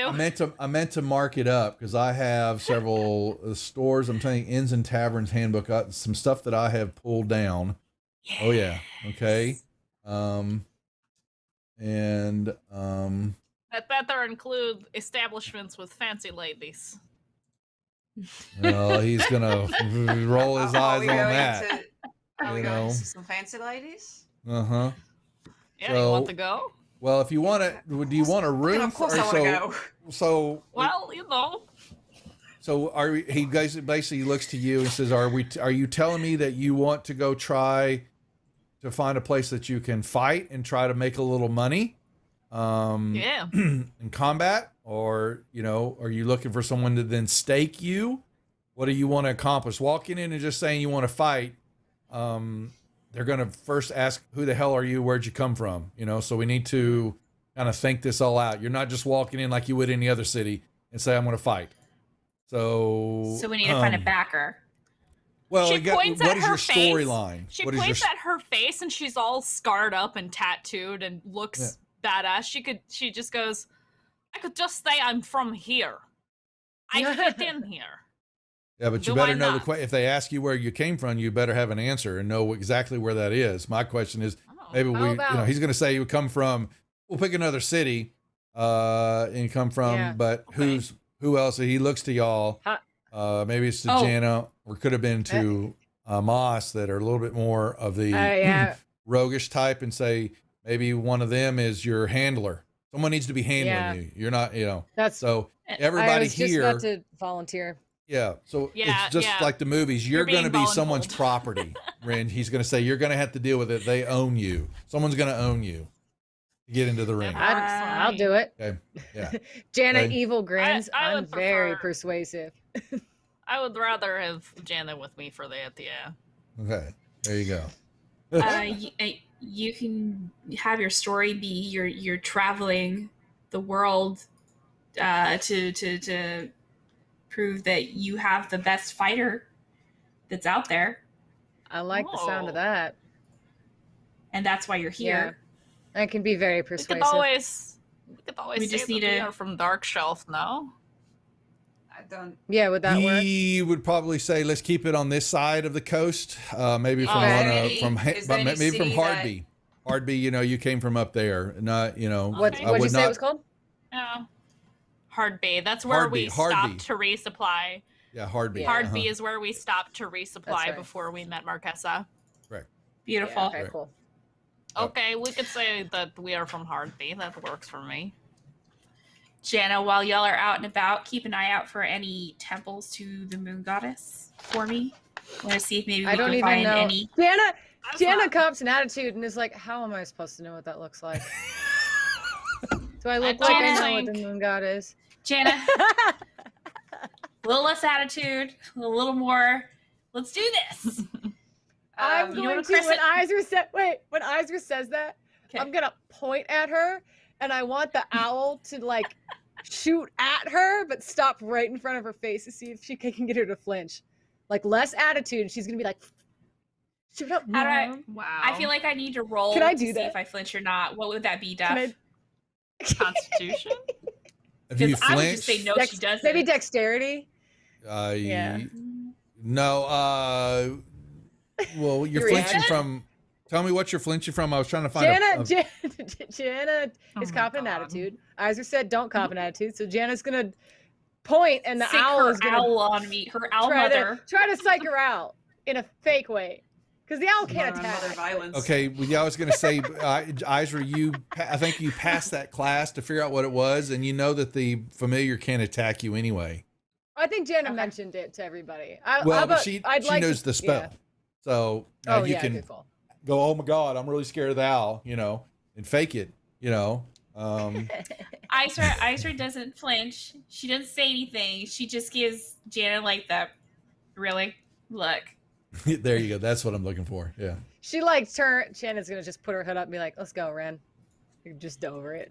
Look for crescent moons. You're the boss. Well, yeah, and he says, "You're not." So where we're going, and Quan will hear this, and Quan's going to tell you, "Well, where we're going there, I can tell you right now, there's not going to be any. If there's any type of true temples or anything like that, they're going to be farther into the city." And Then you've gone.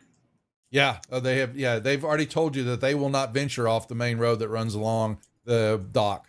They have not at all. Oh yeah.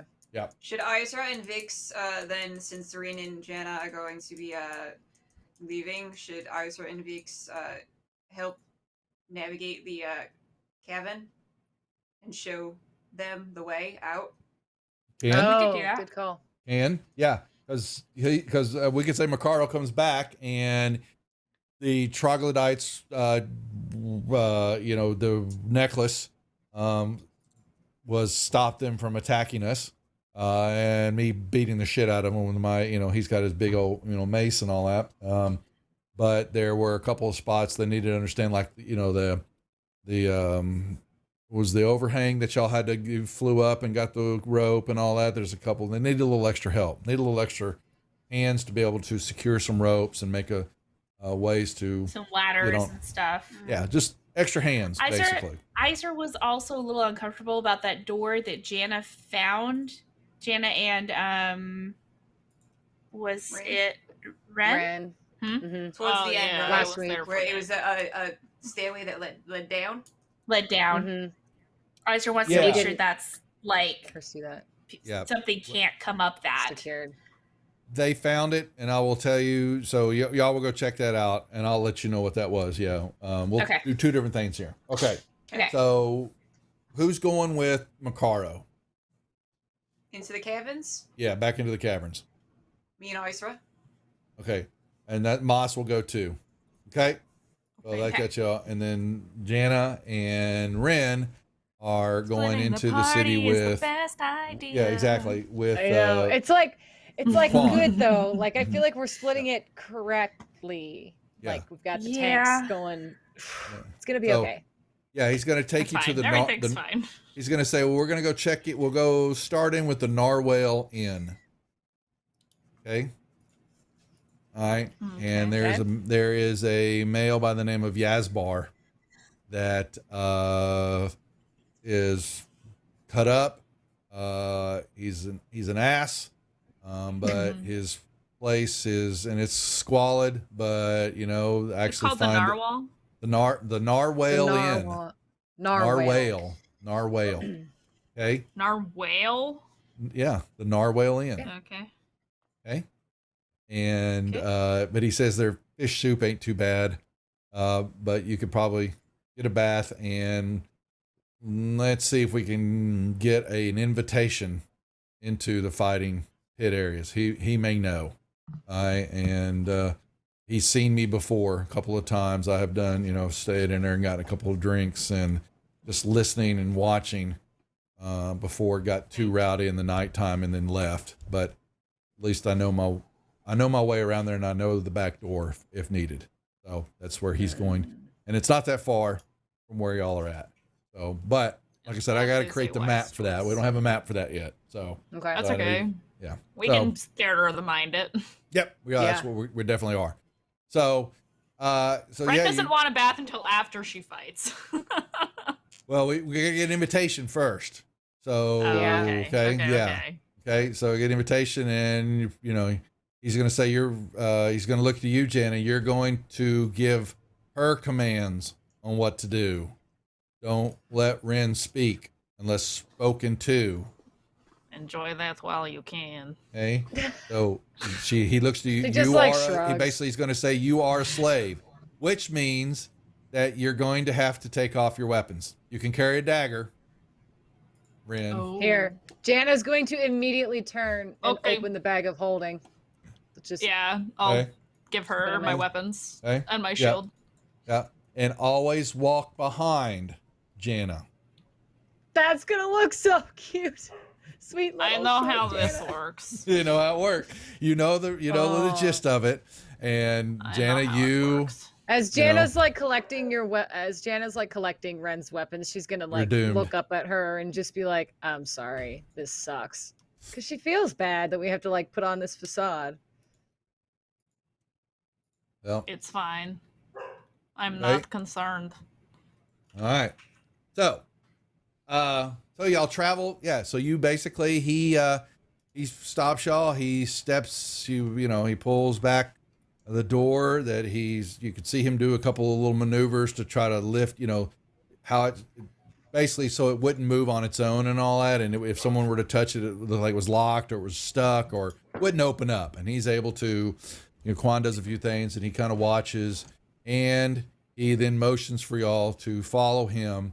And y'all begin to make your way through, the squalid part of this area, and you're understanding that it's orc. If you look, based on what you saw with the map, understanding that this part of the area, even though it's definitely not been rebuilt up because the orcs don't give a shit in this little area, and you get to Suss Road fairly quickly.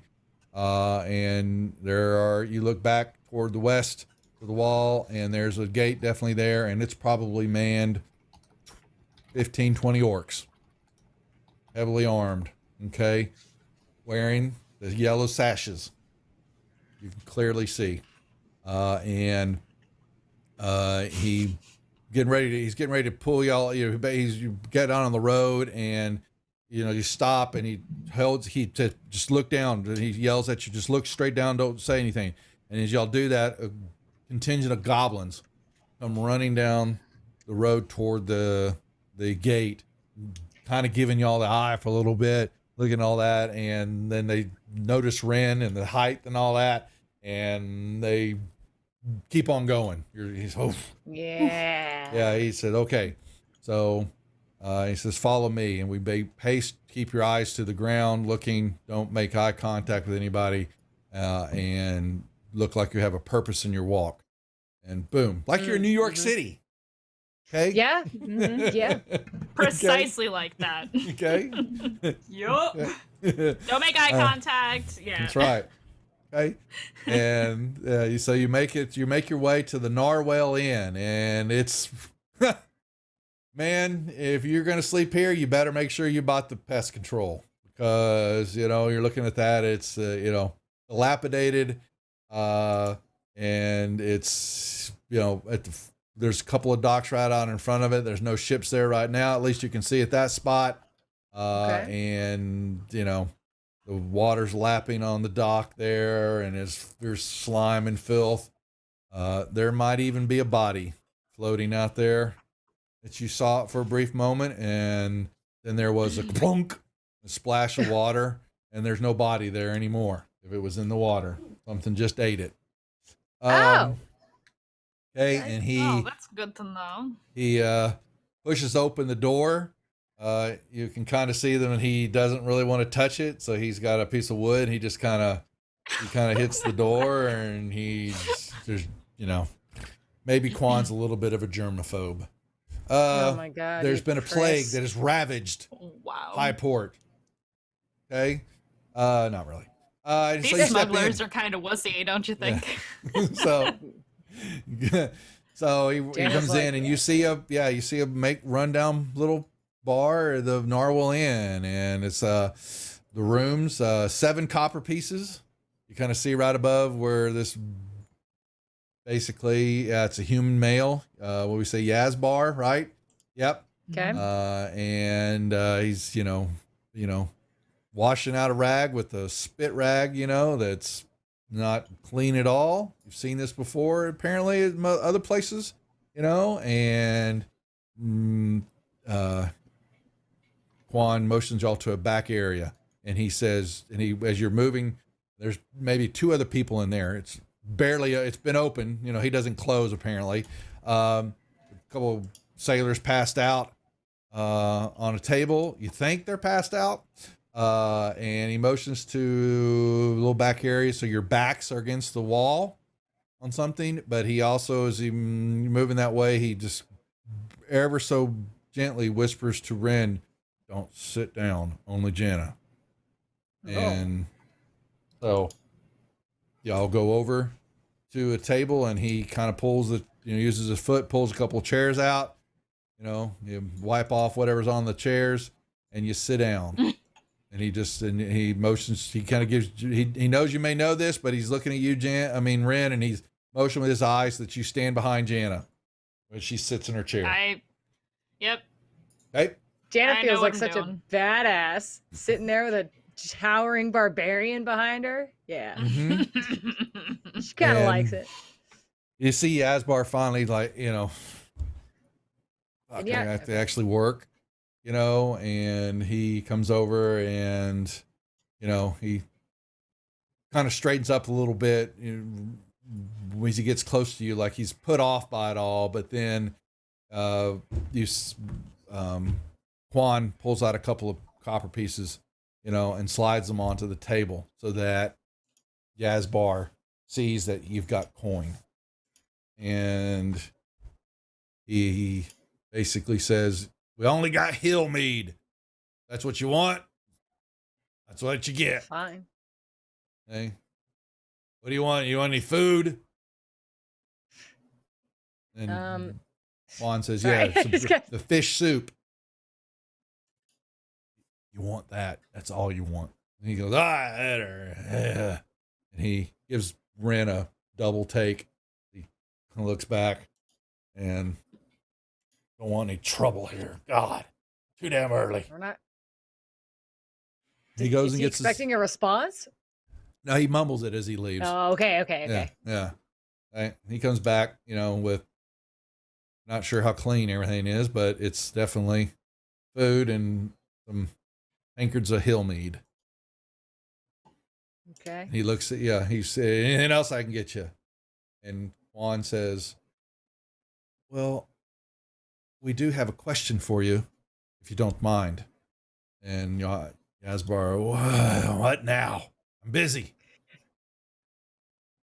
"My lady here she's a bit of a gambler. And Jana flashes a little smile. She's looking to enter her servant here in a bit in the pits, so to speak. You know what I mean? And Yazbar's looking at you, Jana. He's giving you the eye. You do, you know, what are you doing? What am I doing? Yeah, as Quan's saying this, and Yazbar looks down at you. Yeah, he basically, Jana's you're seeing going Yazbar to- summon you up right now in your eyes. Yeah, so Jana's gonna like kind of put her hands behind her head and almost like kick her feet up on the chair next to her, like she's not scared of you. She's not gonna say anything, but she's very like she's showing Yazbar that she is exactly where she is supposed to be. She's just radiating confidence. He's summoned me up, go for it. Give me a persuasion and a performance check. Performance. Okay. Performance. Okay. All right.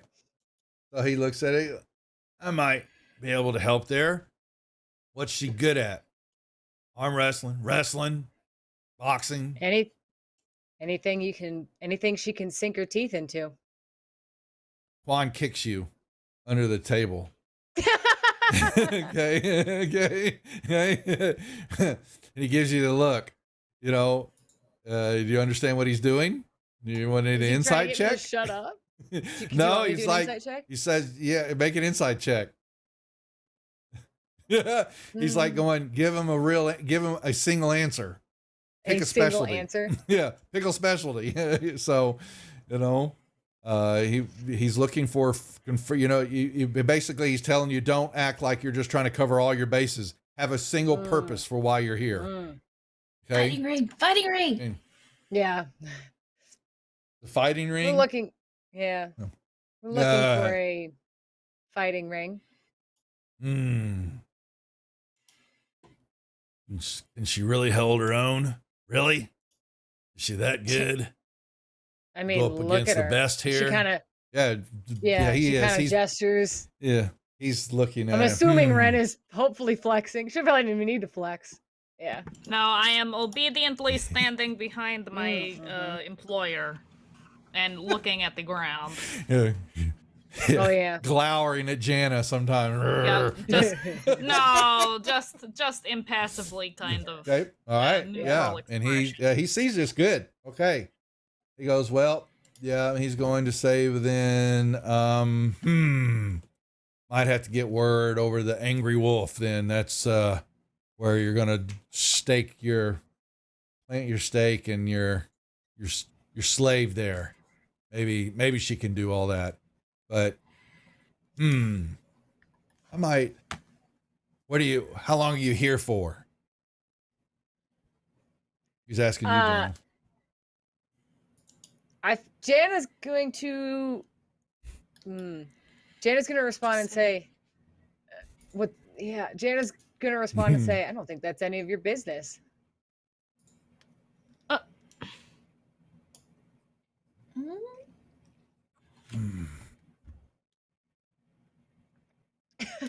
no. I was gonna say that's not.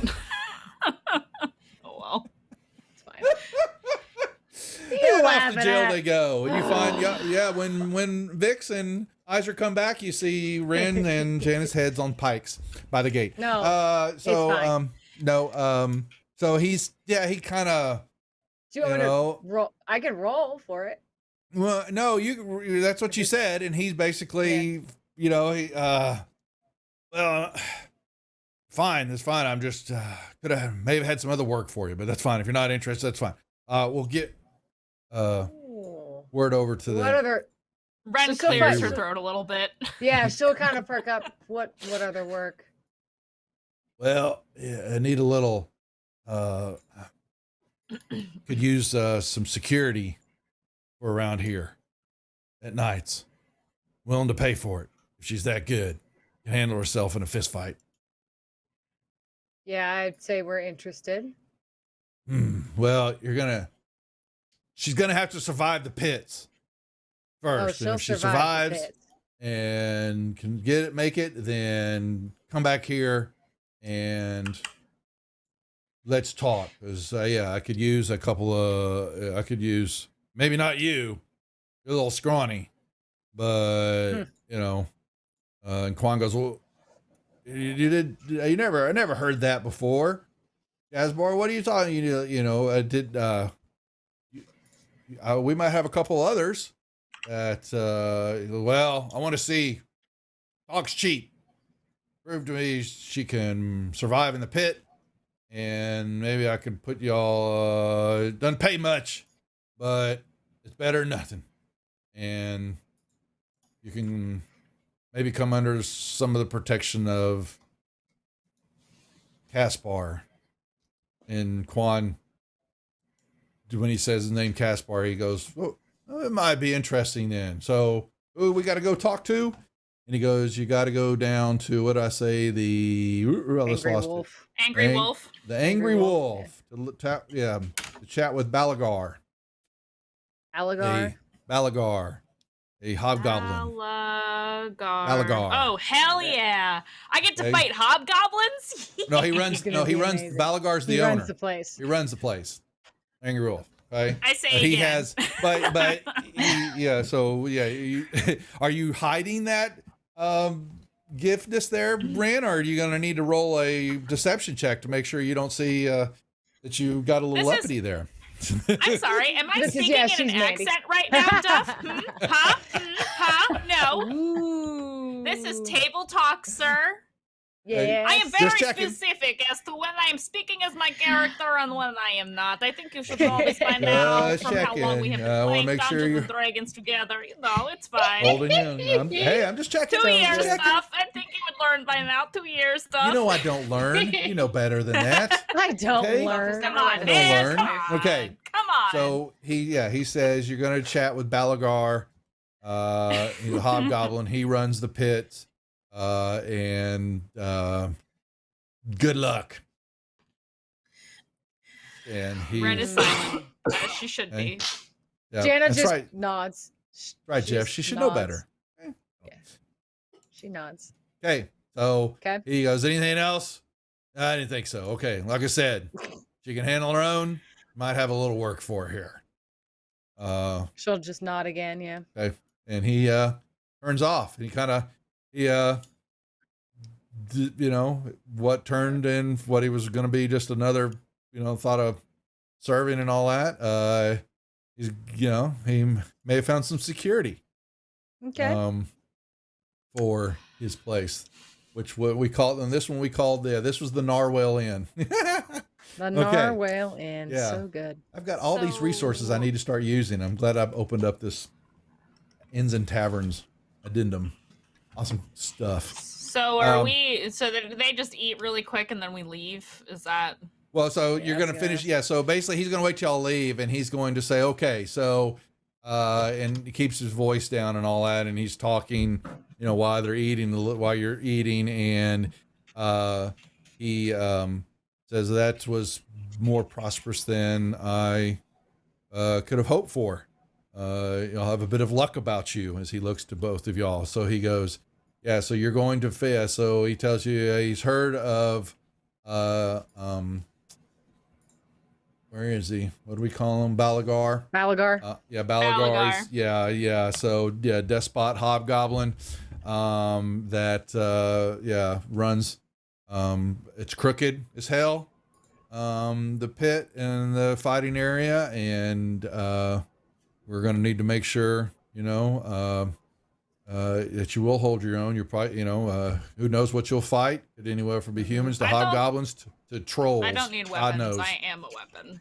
Okay. So, all right. Well, he says Shows you'll ya. find out, but to come under the protection of what he said the other name. I'm losing my names here. Gosh darn it. Caspar. Caspar. Yes.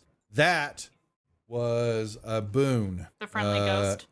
Caspar. Critical hit for Ren. Is that what we're going to go? Oh, Keltis, so you're going to give her the crit already? Okay. Okay. Fuck yeah. So Caspar is one of basically an underling. So he's not a slave. He's not part of the slaving operation. Basically, there's some fight inside the tribes and all that to make their way of Highport and all that. You know, he is one of the higher ups of the human districts and all that. And, you know, he, basically thinks he knows or what's going on with the human aspects of the city here, at least at that level. But if anybody knows some stuff or get close to, he would be the person to start, that's, down the line, getting in his graces can open up a few more doors to get you closer to y'all's, goal of finding out where the slaving operation and what's going on here, where they're based out of, what's going on. 'Cause you have no idea yet. Okay. Right. So, so y'all will finish up your food, and then he says, well, we're headed on farther down the docks, to the, Angry Wolf. Okay. Right. Okay. Let's do it. All right. So you go in. Yeah. So you make your way down, several more blocks. Really go quickly, when we walk out into the street, if and only if, Duff, there's nobody really around in earshot, Ren is going to say to Jana, we really need to work on your people skills. Quan goes, that ain't no lie. Jana just shrugs. She just rolls off screen in response to. No, I'm just kidding. She just shrugs. She just rolls off screen like this, 2 middle fingers in the air. Yeah. Well, it's true. She just like shrugs. And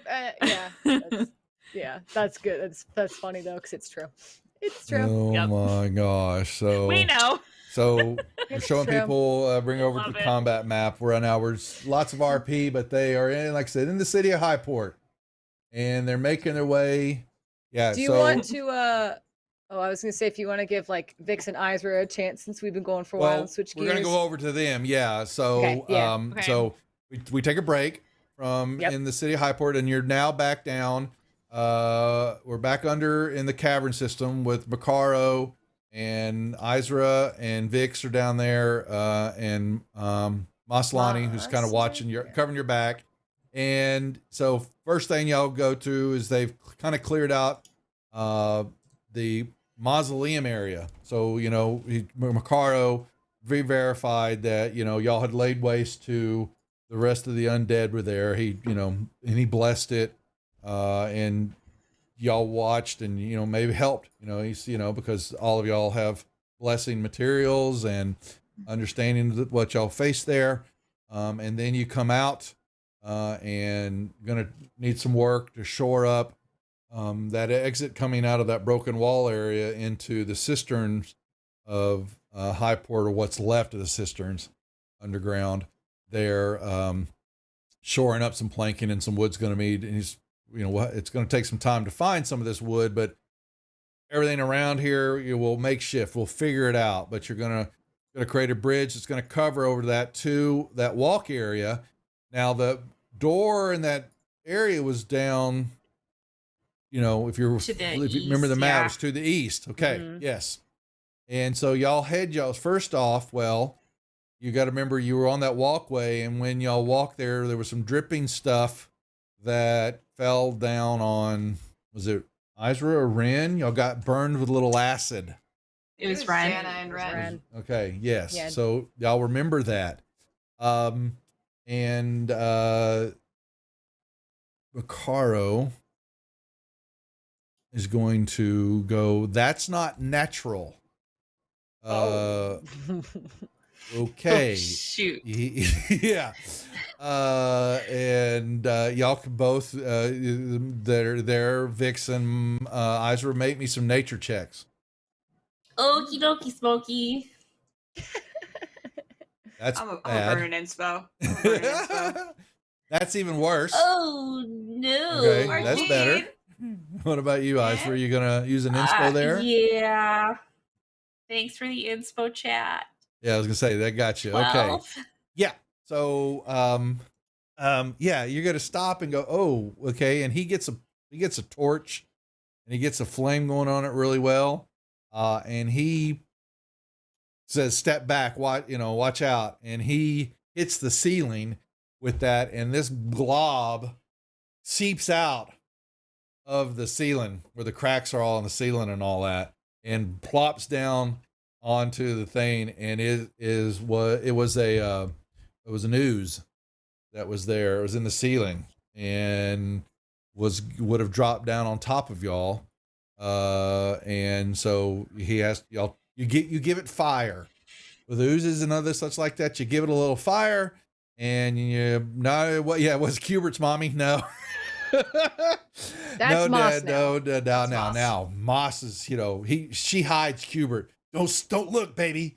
You don't want to see this as a cousin. Okay. So you take out the ooze that was living up in there. It was a smaller one. But the reason it dropped down and didn't go after y'all were too big for it. And so it would have been a little bit smaller, possibly would have dropped down on top of somebody. So you go down to the walled off basically the barred door and all that. What you see is the room is covered. It's fairly dry. If you don't remember what's happened, there was a stairwell that was off on the farther wall that was going down, but the room has got a yellow haze to it. Y'all can make me some more nature checks as y'all are looking at that. Because we're so good at nature. Mm-hmm. Okay. We are killing this right now, Izra. Yeah. Well, Izra's burned through her inspo. Well, Izra didn't go to class that day. So yeah, what is Macaro? He's gonna roll straight up here. Yeah, he got it. Okay, so 13. So yeah, he stops and goes, "Well, we won't be going that direction. Glad y'all didn't come up through that area because that's yellow mold, which is very deadly." Okay, and it covers a good bit of the room, and so it's going to take quite a bit of work to. And he looks at y'all. Y'all didn't go through that, right? Nope. Okay, yeah. So so you go back the other way, and you've got to get into the water, which takes you to the little drop-off cavern area I think it was where Jana went and meditated on her own for a while, which y'all didn't know. So you follow back through that map, and that takes you doesn't take you very long, a couple more spots. Actually, it was to the lizard pen. That's right.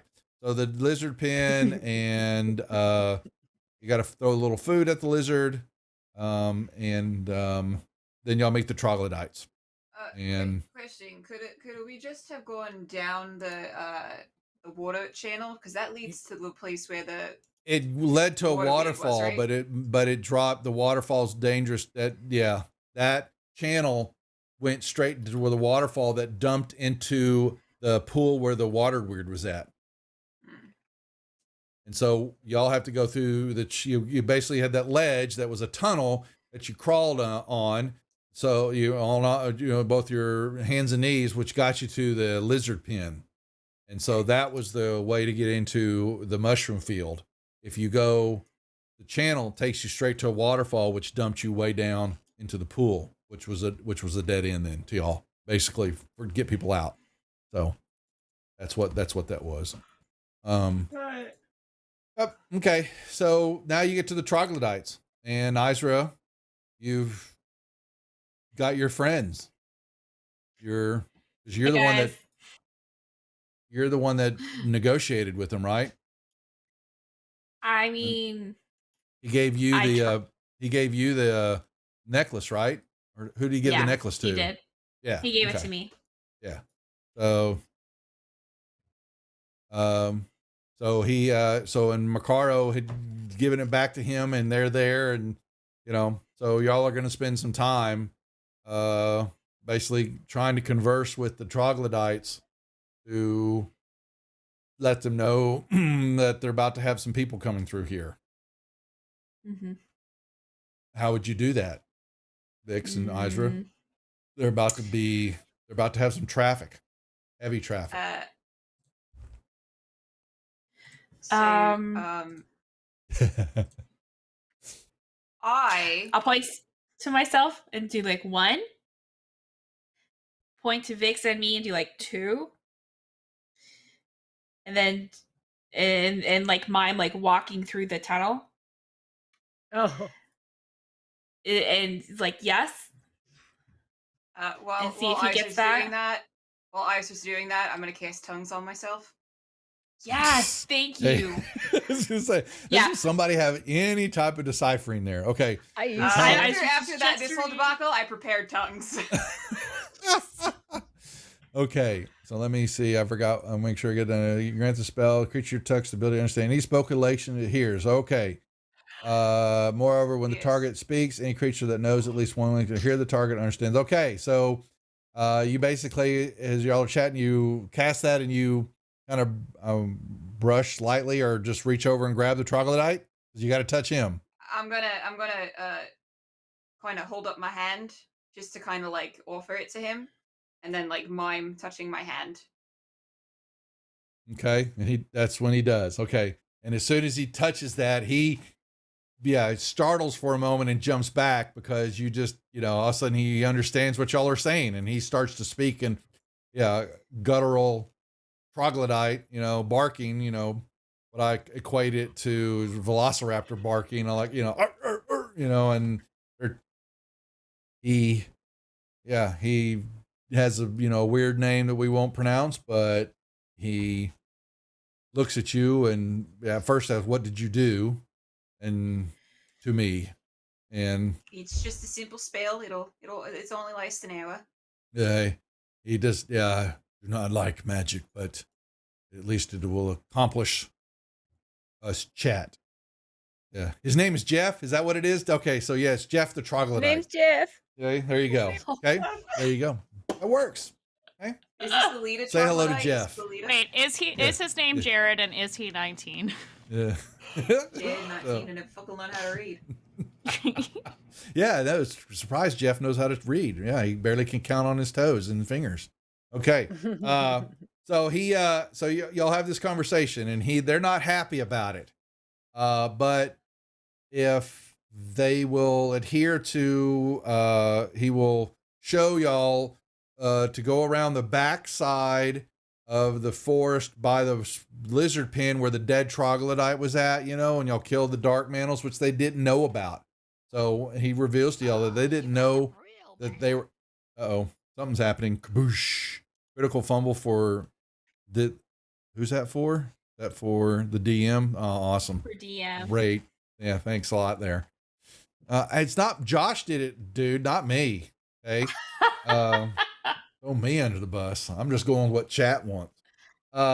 So they pulled their friend out of there and they thank you for getting rid of the dark mantles, these creatures that look like stalagmites, they use different terms, and then they really are very thankful for getting rid of the weird because that had definitely killed a couple of their friends and they need the water.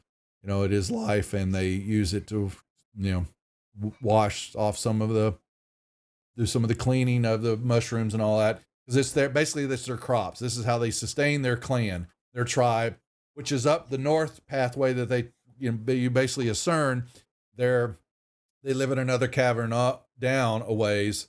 And this is where they farm and it provides them their sustenance. And that's all they keep to themselves. No one has bothered them until now.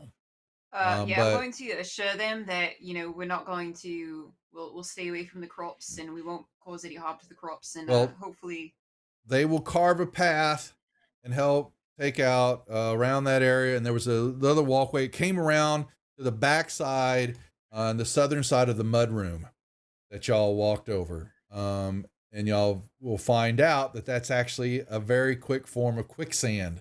All that mud. That if y'all had not been able to walk on the water, y'all would have sunk fairly quickly. Bad. So yeah, they barely walk over it because of their feet, but they, it's a big runoff of the, water comes through that area. So you're going to have to deal with that, but they will make a path.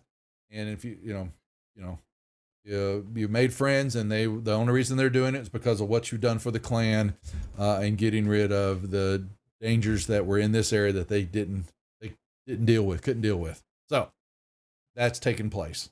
And then that gets y'all to the mud chamber, which you've got to figure out what to deal with. How are you?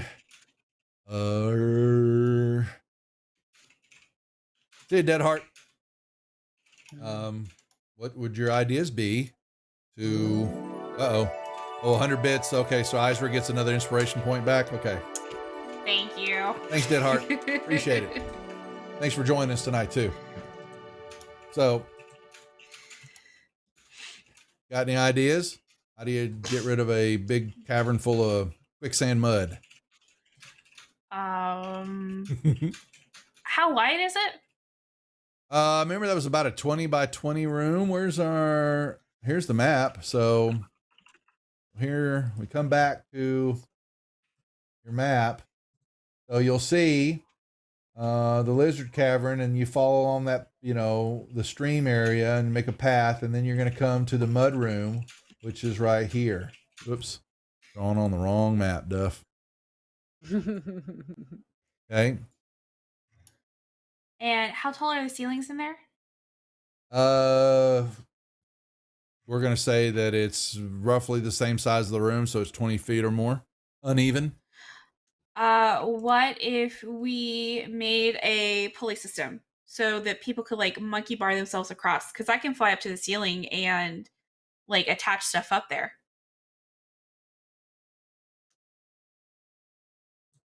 That would probably be a good idea. Something, At least for now, until we could maybe create like some sort of bridge or something across. Yeah. Just like a temporary to get it going. So that gets you to the other side over there, which was the tunnel, which then goes down to the cave system. But then now you are going to be at the drop down. So you remember this area here was the side view that's over on the far left-hand side of the map. That little cavern drops down to this little overhang where you found the treasure chest that was back behind a rock, and the rope that you had to drop down to get everybody. So got to be careful about that. So you're going to have to position another rope ladder. You're going to be using a lot of rope. So pretty much probably will go through most all y'all's rope that y'all have in your packs. Okay. To sustain all this.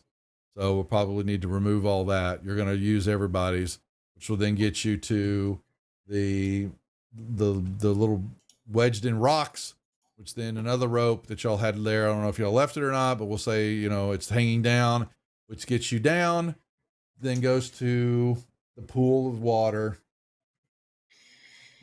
the two pools of water, and get you out. We never explored to the north. Isra wants to just peek that way to make sure there's nothing that's going to attack these people as they're making their way out. You talking about that is that your 5 foot? Yeah. Yep. Yep. Oh, I got a raid. I hear a raid. Armin. Oh, what's going on? Hello, good friends. Thank you for dropping in on the rejects here as we continue on and doing a little bit of Greyhawk and 5e. Vix, what are you doing when Isra goes and does that? And I let Vix know what I'm doing. Yeah, that's fine. I'm just asking Vix what she's doing. She's gotta swim under the water, right? Yeah, so you guys are coming in, so we'll probably say hi. You've been dealing with a lot of water, so the chambers are even fuller at the moment. So you're gonna have to go completely underwater. I don't want her to go by herself, so okay. I'm gonna go with Isra. Well, y'all didn't go that way. Where is it? Is it something bad? You're gonna have a little fun. So, so we're gonna have to hold that spot till next week because as y'all swim, yeah. Oopsie daisy. Can we know what we see? Well, you're gonna. Well, yeah. Here, let me. Where is it? I got to bring it up because I was like going, oh shit. Oh shit. Not Dark Shelf. Come on, Duff. Where is Lowdown? Lowdown and High Poet. Okay, so the second tidal pool area, and yeah, that is a false cavern. Okay, so you definitely, because it's high tide, and the water's definitely, like I said, was coming in because you're not that far from the beachhead on the other end of the cave system, and so y'all dive and then you head that way. And there's glinting of water, and you can see the cavern. And there, what you would have thought you could see the water. That cavern's completely full. This little area, and here, let me show you to you what it is. Come here. Small little opening, little cavern. However, the problem is that you're sitting there and you move, and something long and white kind of was blending in the ground area and moves at y'all fairly quickly. It's a huge eel that y'all are going to have to deal with. Gross. Understanding that you're also underwater. So, and the cavern's full. And a cavern full, yes. And just the two of you. So Moss is there, right? Moss, that's a good question. So we're about to find out. So that's where we're going to hold that group right there. I can tell you right now. Oh my goodness. So that group, split party. Whee! Yep. Well, it's curiosity gets the cat sometimes, right? So we're back to Lowdown and Highport again. Okay. Well, we thought we were done with that module. Glad I didn't kill it. Okay. So now we cut back to, Ren and Jana and Quan as they made their way to come here and get rid of the eel. The angry wolf. The angry wolf, and where is he? His owner, the Balagar. Balagar. Okay. Yep. I just want you guys to know that in my notes it's Angie Wolf, not Angry Wolf. I just wanted it to be known. He's Angie. He's an Angie Wolf. Angie. All right, so you walk into there. Now this one definitely got looks. We're gonna say we're back to Highport now, and we're going to move more orcish territory. We're going to be moving into where the square is now. I've really got to work on the city. Hopefully, I can get that done next week. I'm going to try to use Incarnate real quick and see if we can knock out I ain't doing it in Campaign Cartographer. Ain't no way I'd be able to finish that in time. Oh, that would be, yeah. Oh my God. So, but someone did a fairly, it was okay. Highport, not to this map, but they made one. Evron, hey, Raiders. What's going on, Ray? Evron, thank y'all. I saw y'all were streaming earlier. The Arvanauts, yes. So we've caught a few shows. We've done, actually, for y'all haven't, please give them a shout out for that channel. We've watched many of their shows, and I know that he's lurked over in here and watched some of the rejects and got to participate. It's been a year more now since he got to play in a quick one shot with some other players over on his channel. We actually ran it over here. I took the rest of that map and cleaned it up and dropped it into Fantasy Grounds, and we've run it a couple of times for viewers here on the channel because I enjoyed it so much over there on your channel. So glad to hear it. Yes, and he's also a Steeler man. Yes. Steeler man, my friend. Yes. We love that here. And Jana, Emily, is from Pittsburgh. I'm she from lives in Colorado now. Pittsburgh. Yes. Yeah. So, yes. Yep. So there you go. Amazing. We bleed black and gold over here. Hell yeah. Yes, we do. Anyway, Sometimes. so what y'all, thank you for dropping in. This is my all-female cast called the Hot Toddies. We're missing one, but we are doing an amalgamation of the Slave Lord modules, Greyhawk play meets 5e. And we got a split party. So if you'll bear with me one moment, we'll do some other recaps here, but we're getting close to our stop. We stop at the top of the hour here.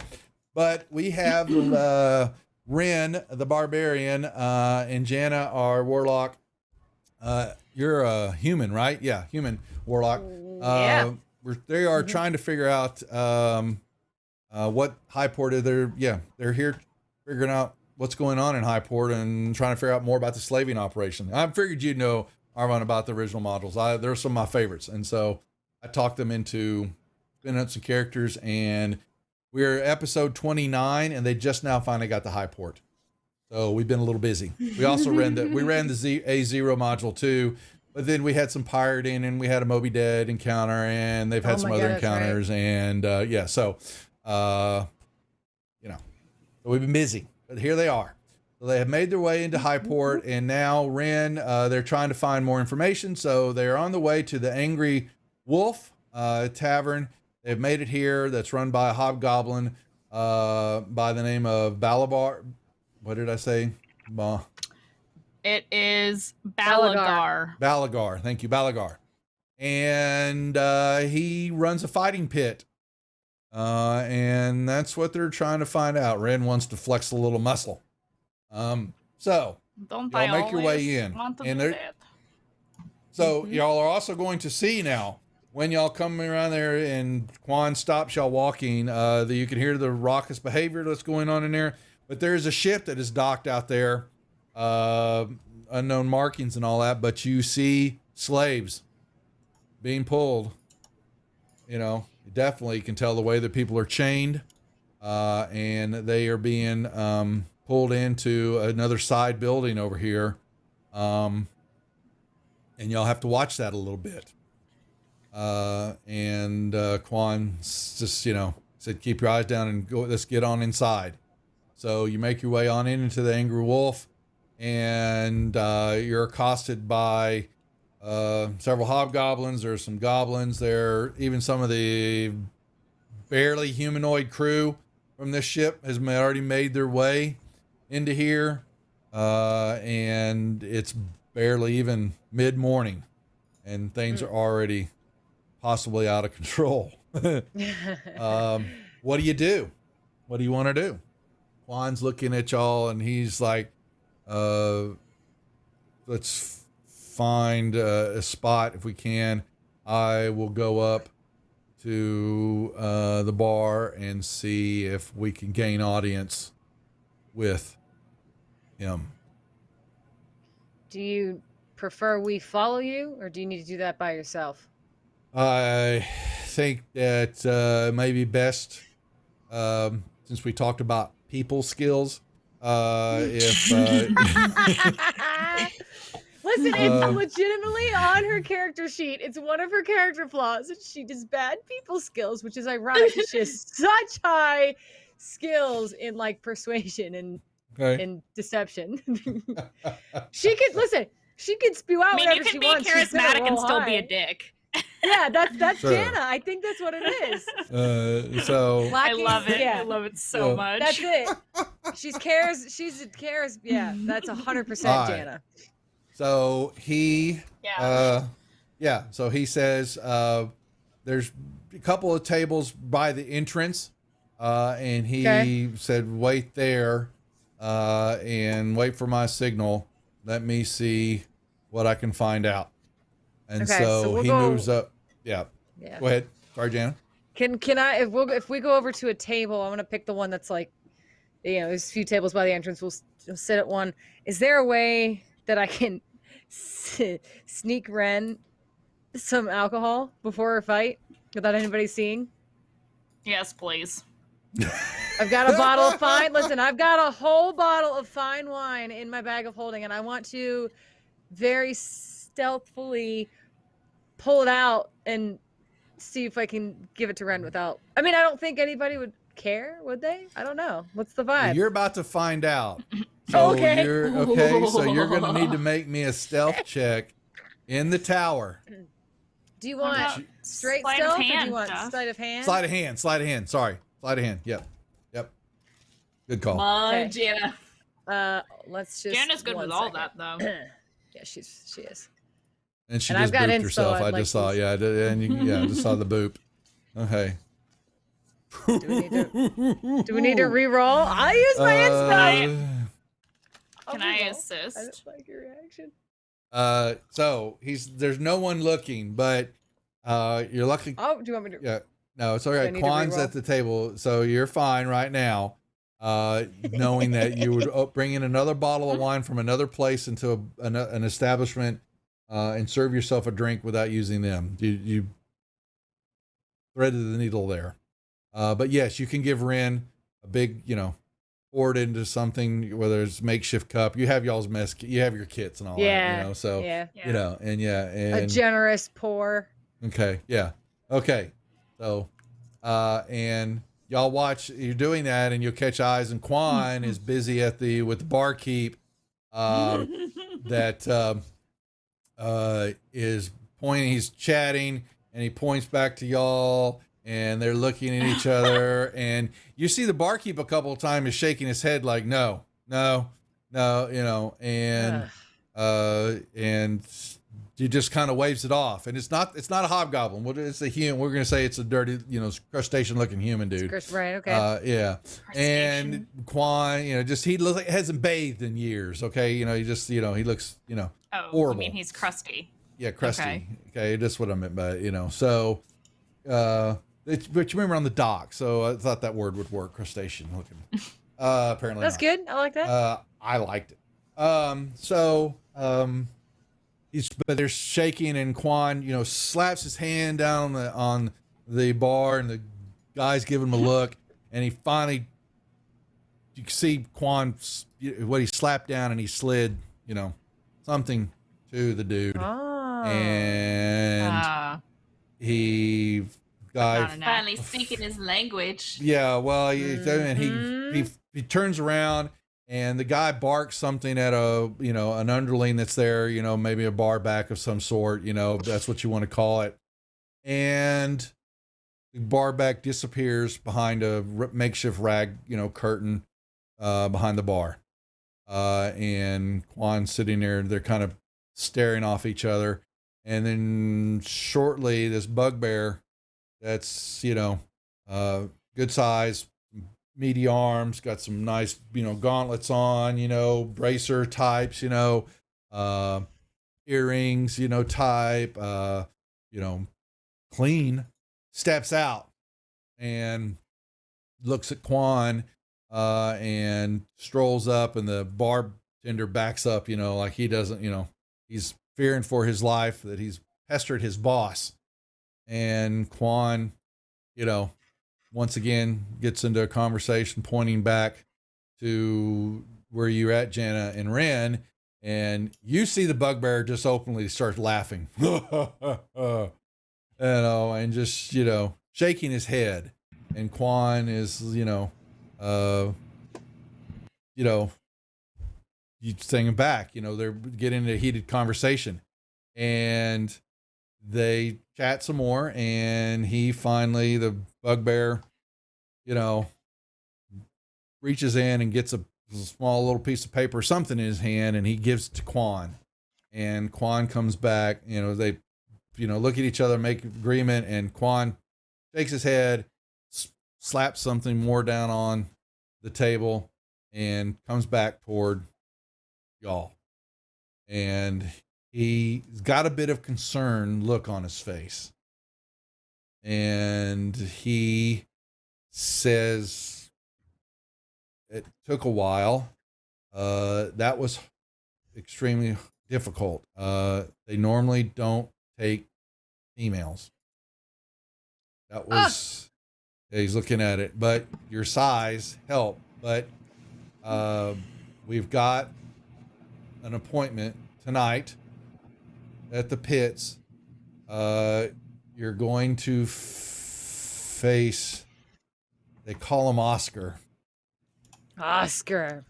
It's an ogre. It's an ogre. Nice. You're going to face Oscar the ogre tonight in the pins to the death. Hell yes. This is amazing. And that's where we'll hold for the night. Oh, fuck yes. Love it. Love it. Because I got to get the pin together in the map. I got caught my pants down. So, and we got to make Oscar the ogre. Okay. All right. Yeah. So we have two two issues going on here. One is yes. Ren's going to now face off against Oscar the Ogre in the fighting pits. To the death. To the death. Here at the Angie Wolf is what they're calling it. Okay. That could possibly lead to some employment if she survives. With when I survive. Yeah, if you survive, that could get you to I'm gonna need to write. I didn't write all these names down. This is bad DM in here on Caspar. Yes, so you're knowing that back with Caspar and the what did we call it? What's the owner of the Balagar. That's the first owner of the Yazbar. Yazbar. Okay, there we go. So I almost Yazbar. said Rasputin. I know. Okay. Rasputin. Okay. I was like, So a lot Rasputin. going on here. So the Fine. point is that they're in Could be Highport nerdy. and they have outside of some dock areas and what's happening here, the rest of Highport's still a fairly big mystery. And so they're starting to flesh out Highport to figure out what's going on. Their main goal is to figure out where the slave operation's at, but they Quan and Brother Macaro do not know this because their operations have kept them along the dock area. And so that's what's happening with this group while Isra and Vixara and Maslani have gone back down into the cavern system that they're helping Brother Macaro start to form a underground railroad to start funneling out the slaves that he has been freeing in Highport and needed a new way out of town since security and things have heightened in Highport unknowns to the group. It's the cause of them. Things have gotten worse in Highport as far as getting in and out unless you have a true purpose dealing with slaves here. But there are businesses, and like I said, they're finding there's some opportunities here that they're going to have to flesh out to figure out what's going on here. But they are down there, and Curiosity got the Paladin, and she decided to go check out this one little pool area. Do have one question about that eel. Would you say, since I saw it coming out towards us, is it like shrieking eel size from Princess Bride? Is that what we're talking about? No, we're talking about a big giant moray eel is coming at you right now, the size of a Hindenburg. Okay, So it was you swam into its lair. So that is where we're at. They're both underwater, swimming at it. They wanted to check out this little cavern area, just because. And they've, the last bit how of it creature that goes. they didn't find, they found it. Oh, So typical Saturday. it's our group. So there we are. That is our hold for the night. And we want to thank everybody who has come over from the raids. Arvon is great. Thank you for coming over. We will send some love your way. We have got Remedies came over. Gary Con Live came over after Jason Charles Miller shows. Thanks, Jeff, for bringing them over. We have got, what else here? I think that's it. Folks, we're done for the night. We're done for the week. Programming starts back up next week. We have got, like I said, our other all-female cast is here Monday nights with DM Esquire. Storm King's Thunder starts at 7 o'clock. And then we also have Dragons of Icespire Peak over on our YouTube channel. They start at 8 o'clock. I'm back here Tuesdays with getting ever so close to finishing up Dungeon of the Mad Mage for the Tuesday group. Wednesday, we've got Tales of Sanguine Isles with DM Mech 45 here. Thursday night, Tales of the Yawning Portal with King Bashman. Friday night, DM Mandy or Ren here runs Tomb of Annihilation. And then we're back again next Saturday night. And we're going to have some giveaways next Saturday from my wife and her store. That is the Druid's Den. We Apothecary Needs and all that. We're going to give away some candles and things. She loves doing it because she likes watching the group here. And she wants, like I said to y'all, she actually wants to join one night. I am fully floored that my wife, after she saw Satine and y'all's play with Satine here on the channel, That's awesome. she wigged out and said, that looks like a lot of fun. Maybe I can do that. Am I going, oh boy. Yes. Okay. So That would be awesome. we're going to figure out how you actually meet the Druid in the Druid's Den. So That's so what- exciting. that's what's going to happen. I'm so happy. that's our programming. Like I said, we're 6 nights a week here on the channel. Plenty more getting to form up as we get into the summertime. Our other next program we want to invite everybody to hop in our Discord. July 10th, Lori's Critical Failures, or Who's Masalani, or 37 Zombies. She runs a big game at Gen Con that is a lot of fun, and we've brought it to the channel. And we're going to have about 30 or 40 people. That's what we're hoping to get this time in a big Zoom call, and it's a mess, and it's a lot of fun. And we're going to have giveaways and all that, but that will take place July 10th here, Saturday night, instead of our game, normal regular programming. So that's the new next thing coming up. We get everybody who doesn't play in the game and want to join the rejects and have some fun. That's your opportunity. So that being said, ladies, I'm going to call it here. I want to thank all of y'all. Good game as always. And with that being said, thank you for the follows, Jazz Fester and Bumblejay. So, all right, but we do appreciate all the raids, all the fun stuff. We're going to call it there. We'll see everybody Monday. Take care. Bye, everybody. Son of a gun. You thought I was going to say son of a bitch, didn't you?